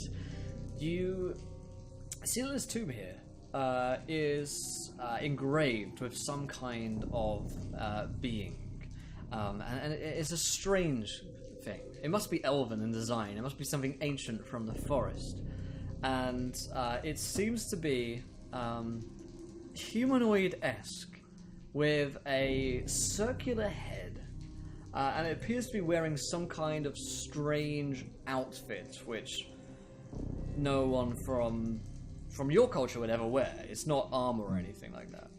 And the group of you approach, and Ilda says, it must be ancient. Perhaps there is a magic to it. Perhaps a forest wants us to find it. This could be our riches. Huh? Could I use knowledge arcana in this? Or I believe I have history as well. Sorry, Knowledge test, history. can you hear me now? Yeah. Yeah. You could roll an arcana or a history check. Okay, I think I'll roll history. Thanks so much for the donation. I will do that, my man. Dang it. Pass all my wisdom saving throws. And you're an idiot. Yeah. Okay. I'll turn over to him. over. I know a few things about the history, especially of people that might be my descendants. I start touching the statue in a prodding way to act as if I try to decipher it. Believe it or not, something just seems to activate with this, and as you kind of run your hands over it, you hear a ghostly voice coming from it, and you realize that there's a slight kind of circular hole where the mouth is, and it looks like there's some kind of mechanism there as well. And you hear it say, "Can I punch your ticket?" I run away. I'll just leave the room. Why don't I have a ticket? But just more disgusted than anything. I just stand up, I turn around, and I just begin to leave without any saying anything to the group. Can I have a ticket? Is that kind of? Can that be done? Can you transfer a ticket to me? This is, of course, Penklick's donation. Thanks, buddy. The being doesn't reply, but says, "Can I punch your ticket?" I put my finger in the hole. Okay. Okay. Let's do that.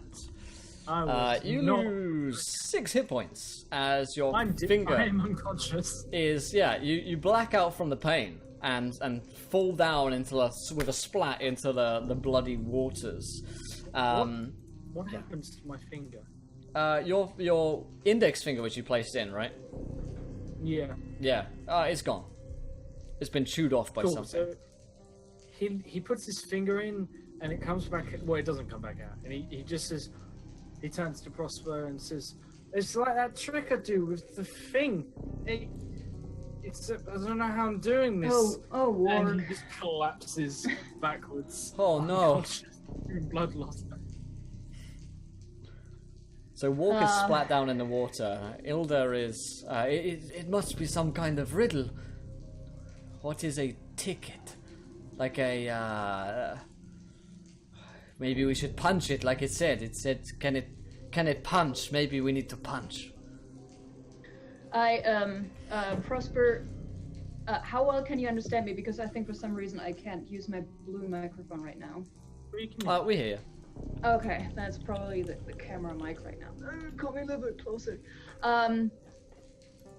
Prosper takes out a piece of paper, just something that she wrote she took some notes on. Mm-hmm. It's a shopping list or something, and it's a decent piece of paper, and she holds that into the. So what was it? I missed the description. Is it like? It's a circular type figure,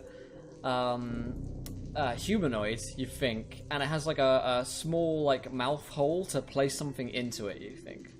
Okay.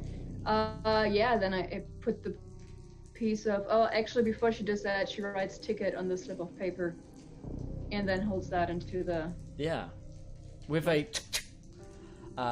The mechanism falls into place, and your piece of paper comes out with a slight hole in it, as if it's been punched, as it were. I think what we've all learned from this story is you can't travel with your finger. This is very true. Inspectors don't accept that. This is lesson number 1. And you see this spectral apparition coming forth from the tomb itself. It would appear to be the creature that you saw emblazoned on the tomb in some kind of spectral form, which is slightly visible but also kind of translucent, glowing in a strange eldritch green light. And it says, "Your ticket has been punched." And the elder says, What does that mean? I don't know, I don't like it though. I don't trust it. Well, before she does anything else, Prosper kneels down, or sort of, you said we're still standing in bloody water? Yeah, you are. How high is it? Because if it's really high, I'm actually gonna try to pull Warg's head over, up above the surface. It's about up to your waist, so Walk is kind of like floating in it right now. Oh, okay. If he's floating, then I'm sheathing my the scimitar, and I sort of use one hand to place it underneath his neck, keep his head afloat, and then with the other one cast Cure Wounds on him, which is 1d8 plus 3. No, it is.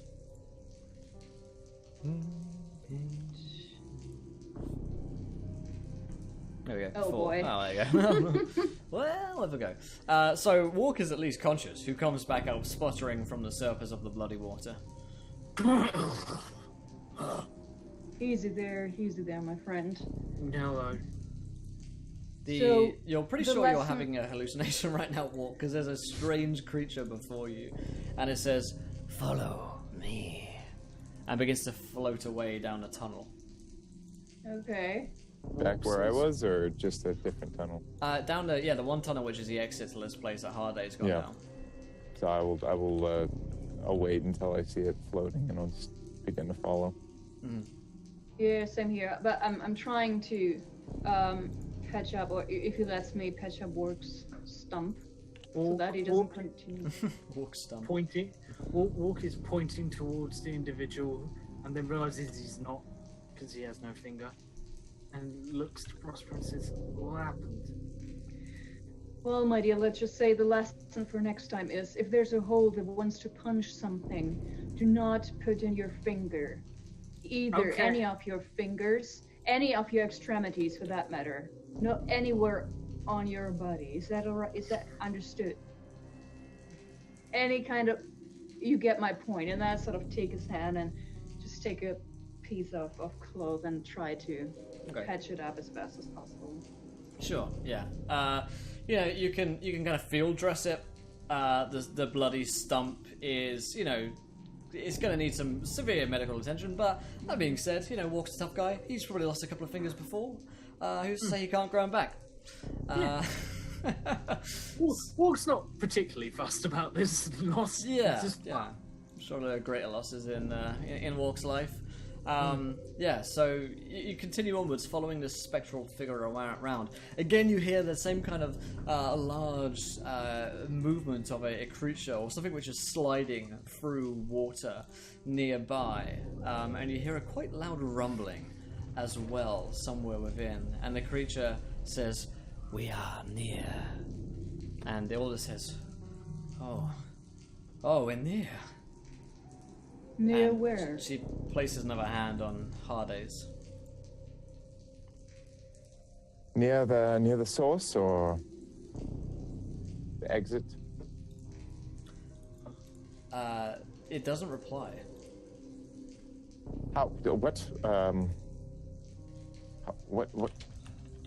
What do you need? What do you require? Near your guide. Is there something that I can offer, or? The guide says, I have already punched your ticket. Where do you lead us? Come. We are close now. Well, boys, I guess we're in all or nothing. To have a phobia of tickets, not really, can't be around them. It's not very common. As he says that, as I'm walking ahead of him, I'm lifting the stamped or the punch ticket and sort of shake it.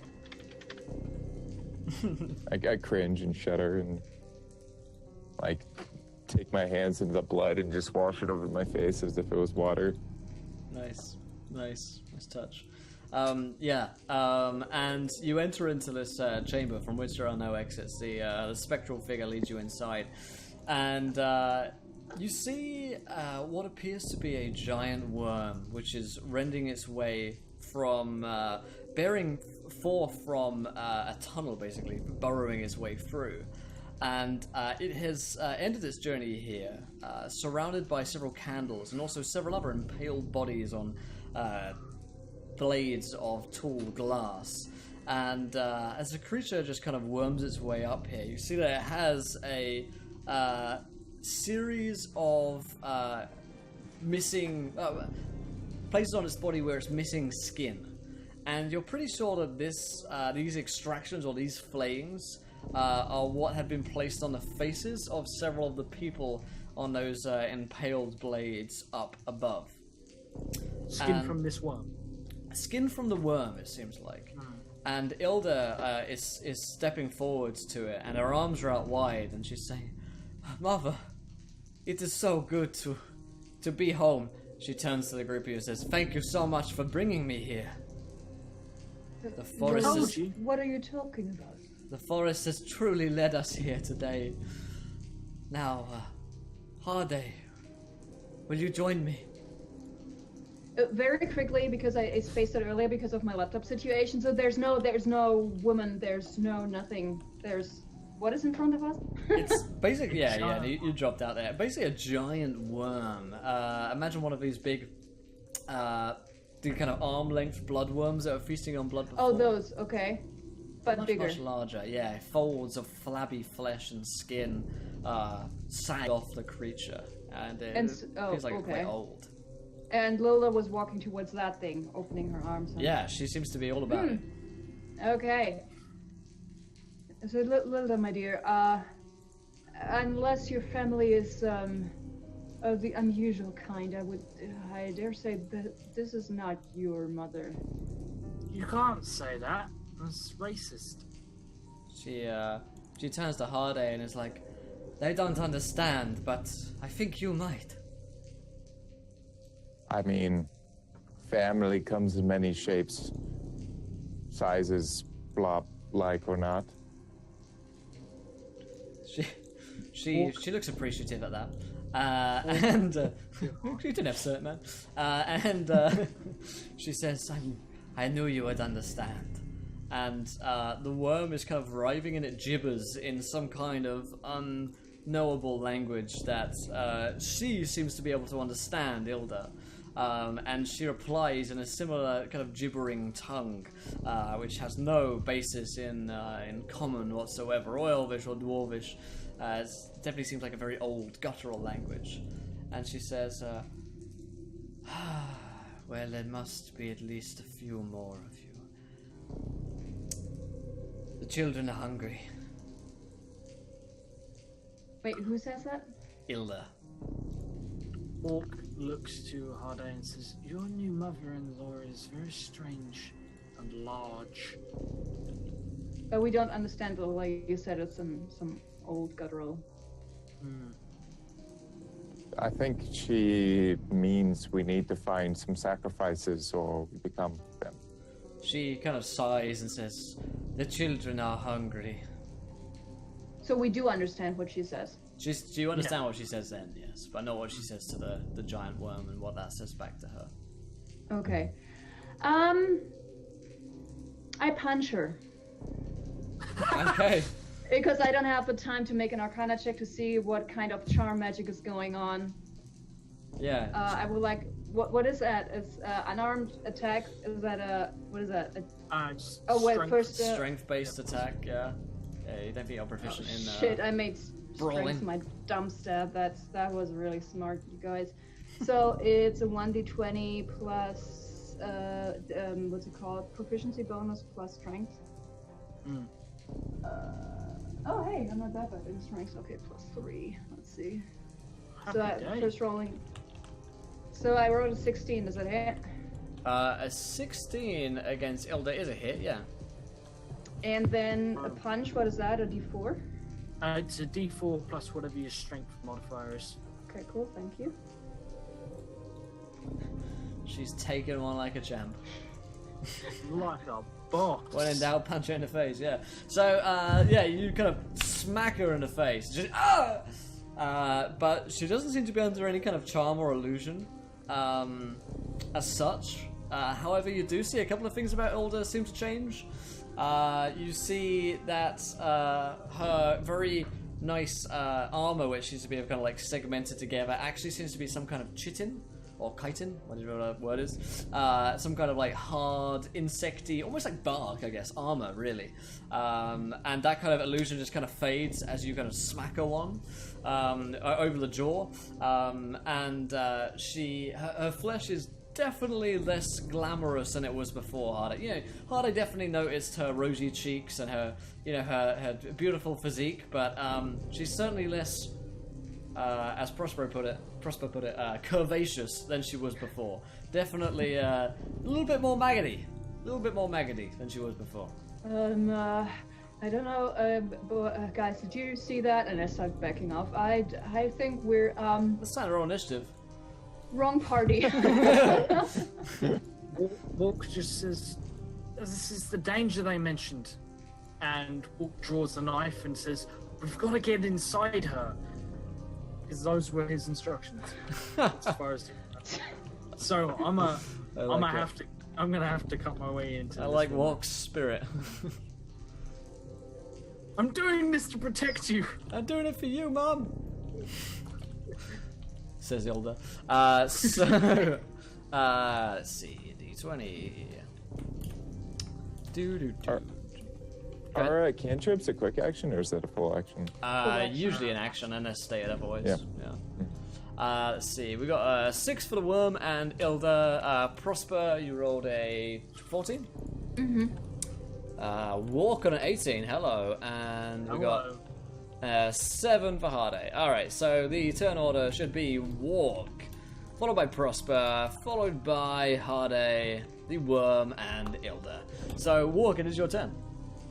Walk runs over to Ilda and looks back at the guys, and he's drawn like a really quite a vicious-looking knife, and says, "I don't know where her zip is or how we get in her." So he just stabs her as hard as he can to try and. That Dig is deep, my fellow, dig deep. That is a surefire way to get inside someone, as I discovered to my my great loss in. That one. Nailed it. Yep. There's a reason I never talk about my sister. Let's say that one, yeah, from Josh. And so Walk tries to get inside her with. Can I instead of attacking her, can I just run over and go, "Where's your zip?" and hand her the knife? With no idea. Where is your zip? All right, a fine question as any, and chat up line that Josh has used all too many times. Prosper. And hands a woman a knife. Surprisingly, it works really well in Birmingham. Prosper, it is your turn. I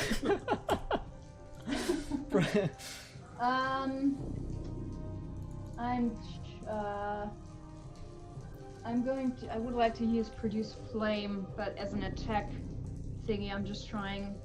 On the description that I have here, it doesn't say if anybody has to make a con save. Hold on. Produce Flame, where is it? Just know it's a 1d8. It's probably, I think it's a ranged. Try a very ranged spell attack. Yeah. So it would be Yeah, okay, whatever so your making a hit. spellcasting mod Yeah. is, plus 2 proficiency to hit. Yeah. Do it. I don't actually know what class you guys are. I'm presuming we have a bard. So 15 to hit. I'm going. 15 is a hit. I'm going for. I suppose that right now Lilda is closer. She is closer, yeah. Yeah, the worm is 15 feet behind her.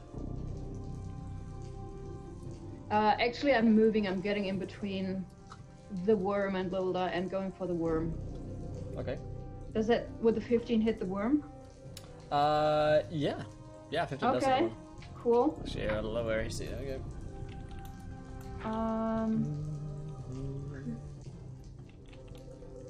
Go.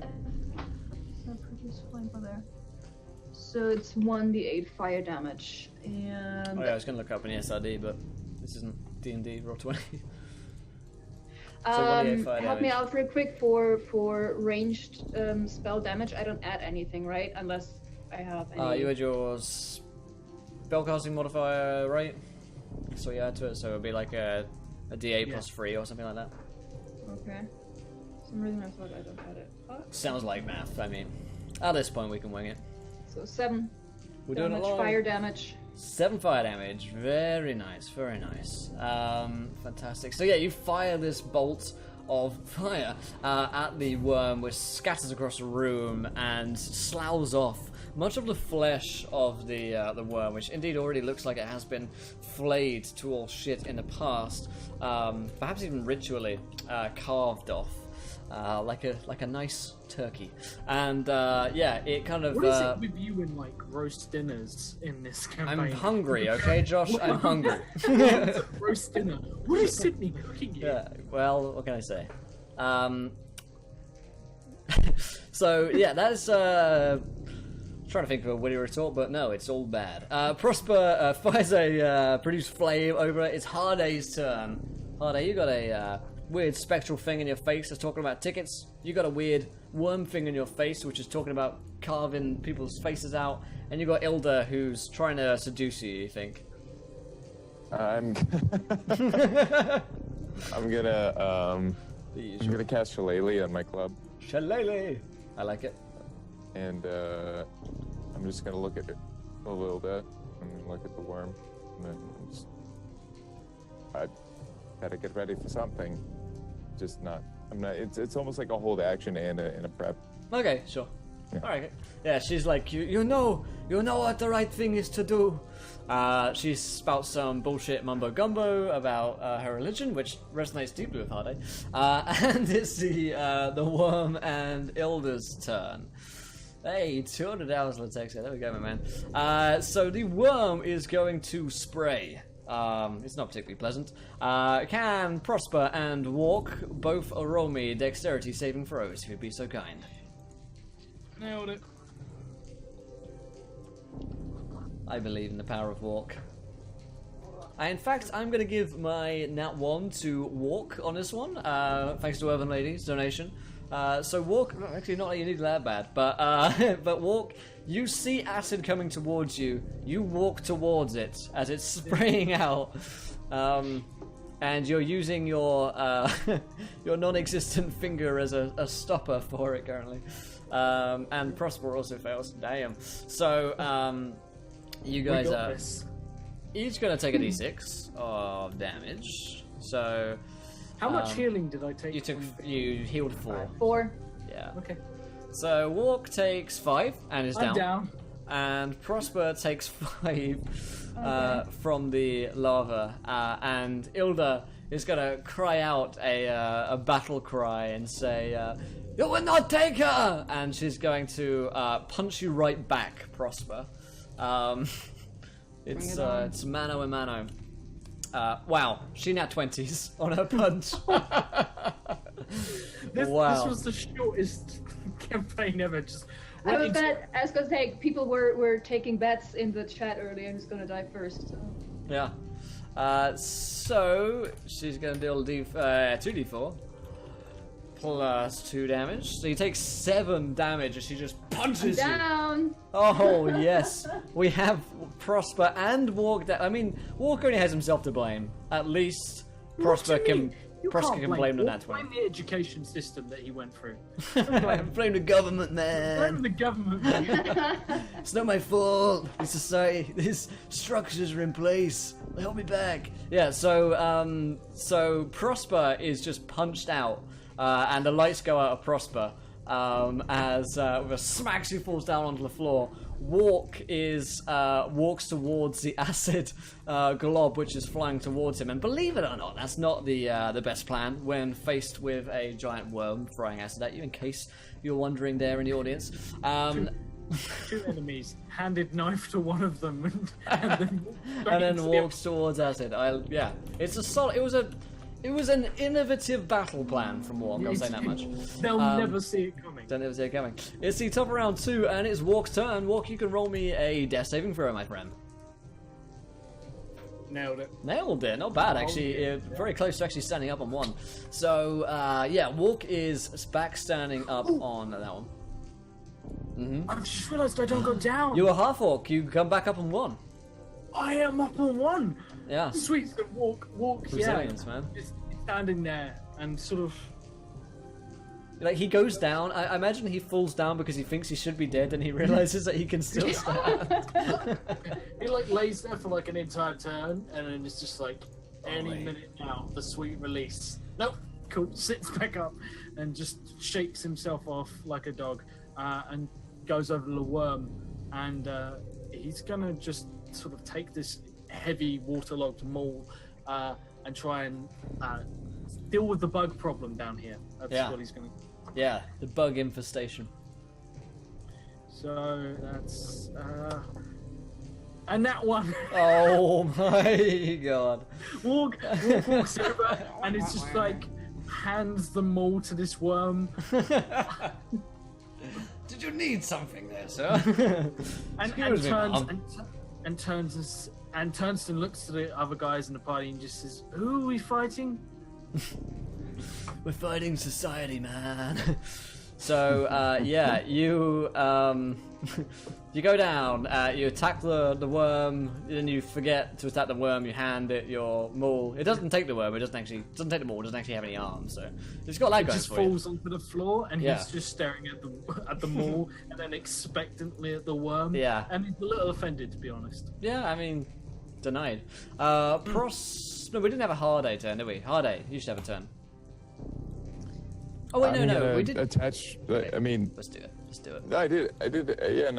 Right. I'm third in the initiative order. Yeah, you did the thing. Okay, yeah. So we got Prosper and then Harder. Yeah, I forgot that you held your action there. So Yeah. Prosper, you can roll a death saving throw here.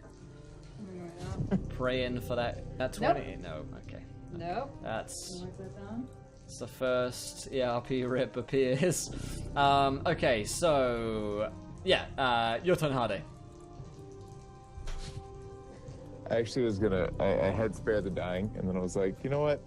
What if we accidentally roll 2 healers? I probably should get Shillelagh instead. Welcome. I guess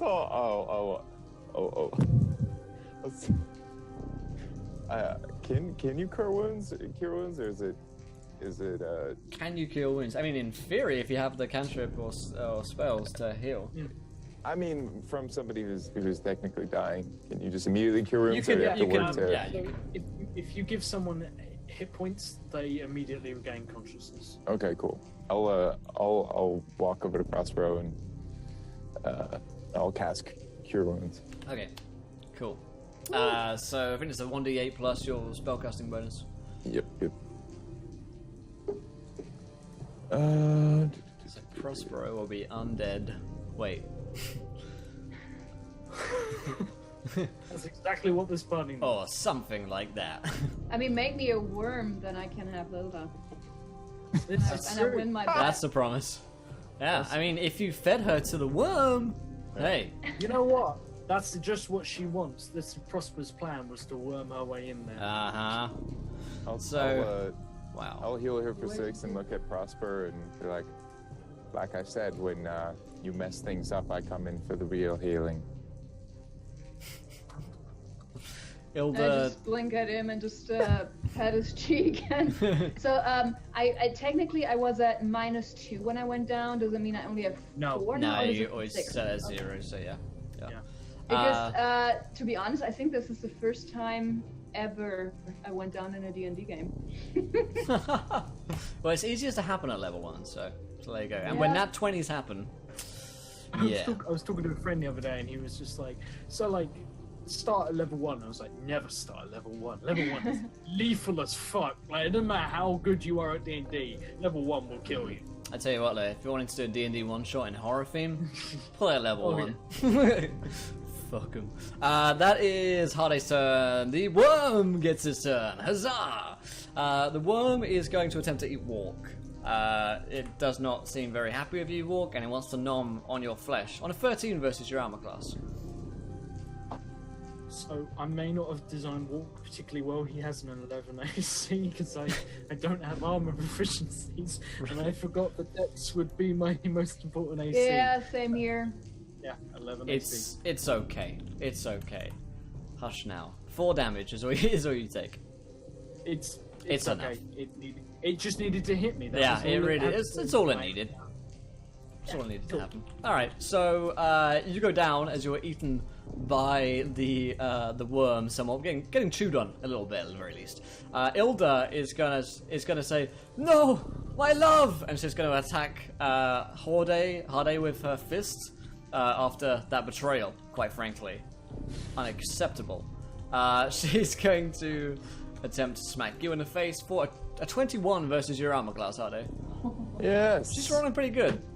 Yeah. Good. You take a little 5 damage as she punches you in the face. It's just half, more than half. Doesn't matter. A little bit, she's fine. You can win it back. It's... I think you're coming on a little too strong. You betrayed me! Top of round 3 and Walk. You can roll the death saving throw. Okay, right, here we go. Here we go. How many times can you nat 1 in a Oh! Nat 20. Walk is the man who just won't say he is the man Yeah. to die. And Walk just sort of like goes down again, waits for the sweet release, doesn't come. Yeah, you feel a righteous fury in your hands as the maul, you're unconscious and then the maul touches your leg, at least you think it's the maul, and you rise upwards with the maul in your hand in front of the worm. And you can actually take an attack action Fucking yeah! when you come up on that 20s. True fact. This is totally true. 100%. It is, yeah, it's in the book. A 14 versus worm is a hit. Okay. It's already taken some damage, actually. It is 1d12 plus some shit. Plus some shit. Some shit! Oh, mid well. damage. Well, Mid damage. yeah. I'm all about the ones today. All about him. I like it. Yeah, so that is Walk's turn. Prosper, it's your turn. I'm casting Thorn Whip on Glilda. Nice. Sort of like trying to pull her over. So that's melee spell attack. So my plus modifier. There's a lot of math involved in Dungeons and Dragons. 30 Good God. feet, yeah. 15. Why can't it just be worms and sexual disappointment like real life? 15 is a hit versus Ilda. Okay, then she takes 1d6 piercing damage, and she's pulled 10 feet closer to me. Ooh, nice. So you kind of pull her in towards you in what ends up being a passionate embrace. No, you just go, "Rah!" She's falling towards you. How much damage does she take? 9. 9? Fuck me, okay. She looks mortally wounded after you've done that. That's particularly painful for her. Prosper just looks at her unimpressed, said, "Honey, you're not as much fun as I had hoped." So. Damn! Got him. Harday, your turn. What's the plan? am going to attack the giant tentacle beast of maggoty gooiness. I like it. Let's see it. So here we go. The worm looks pretty wounded too, actually. It's having a bad 12. day. 12 is a hit, yeah. It's almost impossible to miss this great slabbering mound of flesh moving before you. But somehow Walk's done it twice. Like, don't talk about Wolf that way. I think he was trying to negotiate with it. No, Yeah. Wolf, Right, but, non-verbal communication at the beginning. Wolf's so confident, he just walks over and he's like, "Here, take all my weapons. I'll still tank this." Yeah.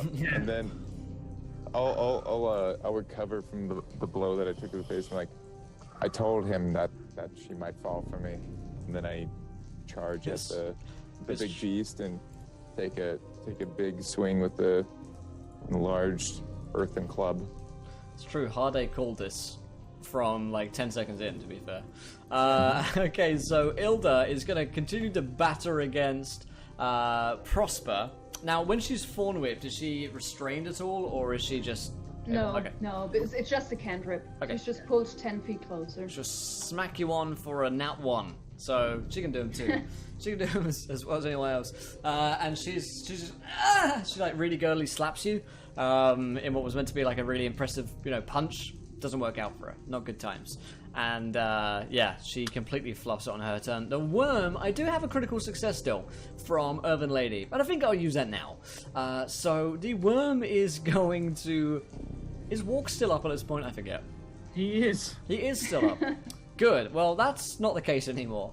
As the worm is going to use its natural 20 to bite you in the shoulder, and you fall unconscious. Will, Yes. it's a nat 20. I will not take that from you. However, I will point out that I've got back up, which therefore means that I just dropped a 1 hit point again. So does your When I whole take resilience? Does that reset every time? That's really cool. Yeah, there's nothing that says it doesn't. So, but it's a nat 20, so I will go down. I'll tell you what. I'll give you this devil's bargain. You'll lose an extra finger, but you're still alive and awake. Okay, he twats it one, and then he just flips it the bird and loses said finger, and it's just like, so you want to dance, do you? It's got a stump now. Okay, it's around 4, and Walk, it's your turn. You got this worm in front of your face and just nabbed off your your fucking finger. Walk is done, and he just rips his robe off and cracks his knuckles, and is gonna go ham on this thing. Absolute ham. It's gonna be wonderful. It's gonna be glorious. It's probably gonna be in that one. I have confidence. It is indeed, and that one. It is. My goodness. He tries to rip his shirt off, and it just gets caught, and then he's instantly knocked out. It has to happen. If ever there were appropriate roles for characters, then Walk is surely the prime example of that. Yes, the dice gods are cruel, but also very fitting. So Prosper, you see Walk fall unconscious again for about the 5th time today, and She's like rolls her eyes. you're pretty sure there's going to be long-term brain damage after falling unconscious that amount of the time. Being unconscious for that long. Prosper, you've got Ilda in your face right now. Yeah, so as Lilda sort of baby punches or tries to punch her, I look really disappointed and I say, how could I have been so wrong? And then it looks as if she wants to punch her again, but what she's actually doing, she's trying to cast Produce Flame as an attack right in her face. Alright, like it, cool. He talks the talk, but can you walk the walk? Can you smoke the smoke? 12? A 12 against Lilda's AC is not quite enough. Shit. Alright. Harday. Yeah, I'm not gonna move. I don't Okay. wanna... Yeah. Okay. Harday, you got Worm Girl and you got Worm. The Worm Girl is potentially in love with you. I'm just gonna. I mean, our contract is to get her there safe, even if it was a trap. Sure, Like, in maybe- theory, you fulfilled your contract, right? No, because we still have to have evidence of her reaching. No, her. no. There was 1,000 gold waiting for us, which means there is 1,000 gold here somewhere, apparently. Maybe Yeah, that's but, like, one if theory. If she, no, because this is like the continued quest where she resets. It's like I can't get there because my Yeah. last party. You have to died. go back Yeah, to your she's last just gonna checkpoint. spawn. Yeah. She's gonna spawn a new person. Mhm. Maybe she's taking one of the bodies, gives them a new face, literally, and then sends them off to lure more people. Oh my god, I really want her to succeed, but send Walk to recruit the next party and watches it all go wrong. Well, Will said that this is apparently a prequel to Yeah, bigger indeed. I mean, campaigns. I mean, what where you it all guys don't goes know wrong. is that Josh and I spent about 20 hours over the past few years Meticulous. meticulously writing the character of Walk for just this example. So, Exactly. We had to pay a lot of money to buy this many Nat 1s guaranteed on Roll20. Yeah. Like, the donations we had to make, the charity work we had to do. Oh. It's overwhelming. yeah. I rolled to attack the giant worm Okay, person, and then like 17 I years ago. will You will kill it. How do you kill drop it? the shield. Just getting down to business. Nice. Seeing as if batter up and hit it upon the side to try and crush whatever Yeah. internal or external Oh, yeah. whatever it has. You get inside it, and was the plan? just like Walk planned all along, the brain matter of this creature just splatters all over you, and you're covered in goop and brain matter, grey matter, which, believe it or not, does not increase your intelligence score, but it certainly does help you out in this combat here. And that is Harday's turn. So Ilda's gonna try and kill Prosper. No! And That was a net 20. 21? Yes, that would definitely help. Yeah. Barely, I mean barely. Okay, you take 3 damage. That's okay, and I Oh. would like to answer with Hellish Rebuke. Nice. Oh, girl. And she probably says something like, she wipes the blood off her lips, says, "Still hotter than you, darling." Oh, damn. Damn, how do you kill Lilda? Make her crisp. Just engulf her in flames and make it crisp and fried as you like it, well. Nice. Very nice. You kill So- her with that sick burn. Yeah, that hot burn. She has not got enough ice to destroy from that roast. Yeah, you go at her like a fan oven to a stuffed pigeon, and and you see her face just melt away as she screams out in pain and descends down into the bloody depths of the murky red waters around here. As she burns to death, do we actually see the rest of the illusion fade? Like, do we see her for what she really is? Yeah, you do. She is basically an amalgamation of worms, and yeah, she just kind of rots away as he kind of wriggling little creatures, which Harday's pretty happy he didn't get inside of. And as she sort of falls apart, Prosper spits some blood on the ground and looks at Hallway and says, "Darling, what do you say? Does that count as falling for me?" You can have her. And I think I just giggle and wink at him and say, "No, we try again with someone who's not made of worms, all right?" And then I start walking out. Yeah, I think on that bombshell, it's a perfect place to leave tonight's adventure with Prosper and Harday walking out of the chamber, forgetting Walk, perhaps. But who knows? I rolled my 3 death saves. I got a 15, a 14, and finished on a perfect number for a 17. Nice. So he is stable somewhere. So let me transition to my epilogue here. 4 hours to wake I've up. pre-written epilogue. Yeah. So Walk, you awaken. You're in a chamber. It's dark and you're alone.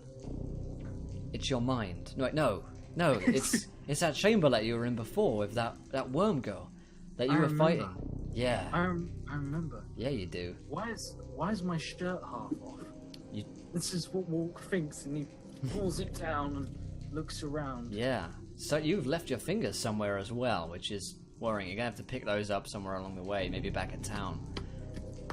You see that there's a big worm carcass on the floor, and it looks big enough to fit inside. And you were told to get inside the creature. Walks over. He does what his name intends. You know, he walks right up to it. He looks. Is there a zip? It doesn't matter. It's irrelevant. My friend. Yes, there is a zip. Oh my God, please. I open it up and there's just an actor inside, like some poor student who needed the money. Yeah. That Will has employed. Now he he walks over and he there's like some wounds to this thing. It's taken some damage, and he looks at his hand where he put his finger in a thing and he lost his finger. And he looks to this thing. He looks back to his hand. He puts his hand in the worm.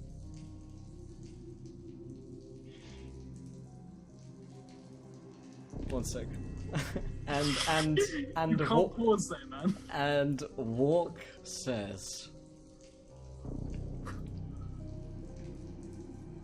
"Can I punch your ticket?" Why is he muted? And Walk says, "Can I punch your ticket? For there must always be a worm god or goddess within this realm." Walk climbs in, like a sleeping bag, and he pulls it up so it's nice and snug. And Walk sort of stands up, hopping about as this giant worm thing, and he's just like, "They played right into my plans. This is just the beginning for Walk, the worm god."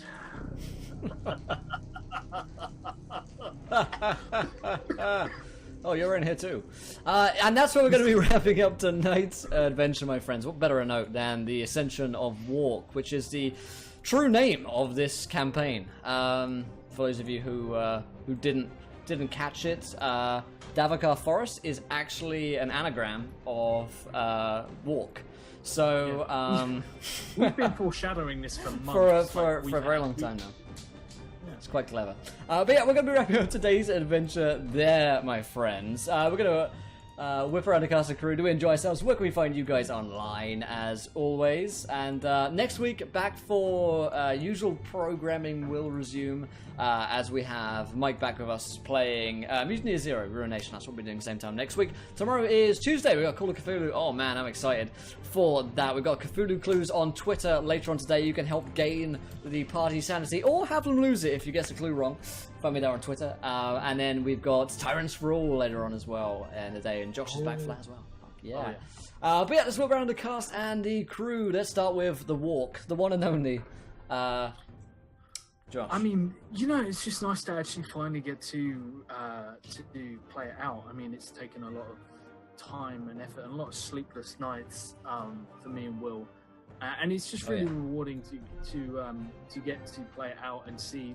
The whole way through this episode, I've had tons of messages of people in chat who have, pointed out you're starting to realize if you go back and watch all our previous material, there's just little connections, little drops here and there. Mm-hmm. It all meshes together, and it's for a beautifully written upcoming campaign. Which I can't fathom how it all links together. I'm missing pieces of the puzzle. Will's played very close to the chest, so I just want to thank everyone out there for your continued support. It's been wonderful. And if you really want to find out more about Walk, then all you need to do is search for him in the back catalogue of stuff, which you can find on the YouTubes and various other entertaining things of walkish nature. But never fear, Walk is here. And here to stay, I think. Wiser words are never worth said. And all else I can say about that is D&D 6.5, The Adventures of Walk. Just Putting out there. We said we weren't gonna say it. Well, No. there I go again. Trainsy, Lahade. Yourself. That was Hade is a weird one. I don't know if I like playing Hade. It's just a little too creepy. It was the sexual was tension quite with the weird, giant wasn't he? blows Yeah. of work. Just the celestial bodies all over each other the entire time. That's all That was was on his about it. mind. Yeah. It was always like he was like trying so hard and not expecting to be successful, and then the fact that he was, it just bolstered his fake ego. So I can see him only getting worse. I'm glad it was in one shot. Yeah, you can find me streaming 6 days a week over on my channel, and then one day here on Encounter Roleplay. So yeah. Fantastic. And Petra.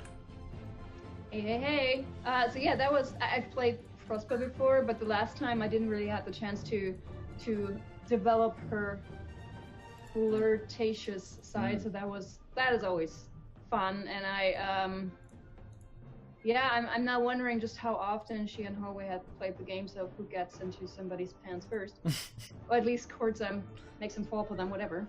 Only Stars, every Monday. celestial bodies, and the whole thing. Wow. Yeah, but aside from my laptop giving me the blue screen, it's basically the middle finger of tech devices. That was funny. That was good. So yeah, next week, Monday, we're back with Ruination. And we're all wondering. We all have just one question in mind. Well, it's probably more Josh than us. What is Juliet doing? How is she doing? And other than that, you can find me on Twitter. I'm gonna post my handle, my Twitter handle in the chat in a sec. And then Wednesdays you can watch me play Dungeons and Dragons 5th edition over on the Twitch channel Exploding Dice at 8 p.m. Eastern. There we're playing Iron Gods, a really cool campaign where magic and sci-fi clash, and we're on a spaceship that's underground. It's buried, it's a ruin, and we decided to go sleep even though we heard horrible, terrible screams coming from the other rooms, but we're all half dead, so we decided to pack our morals and ethics It's like staying over at my away house. for the second. Yeah, literally. It was just every time I crash the wheels, it's like, do we investigate the Yeah, torturous? just let the torture Yeah. screams go on, really. Just let it happen. Fantastic. Well, yeah, we're going to be back tomorrow, guys. And of course, same time next week for more Mutant Year Zero, episode 3 of that campaign. Hell yeah. Call of Cthulhu tomorrow. Check out Cthulhu Clues on Twitter coming up in a little bit. And we'll see if the party gain or lose Sansi. Want to thank Owen Lady for the donation, as well as Penclick and Igor Stripes for subscribing, as well as Download Tiger Lily. Josh, 5 months. Oh my god. We didn't send enough help for you, I don't think. Also thank to Wazcop for subscribing, as well as Mike Oncho and Boosty McBoostface. Thank you guys so much for the support. Always very much appreciated. And yeah, a sexy new emotes tomorrow. Excited about that. Fun things happening. Until next time, though, guys. Try and draw 2 minutes at once, because we want to be here laughing when you do. Good night, everybody.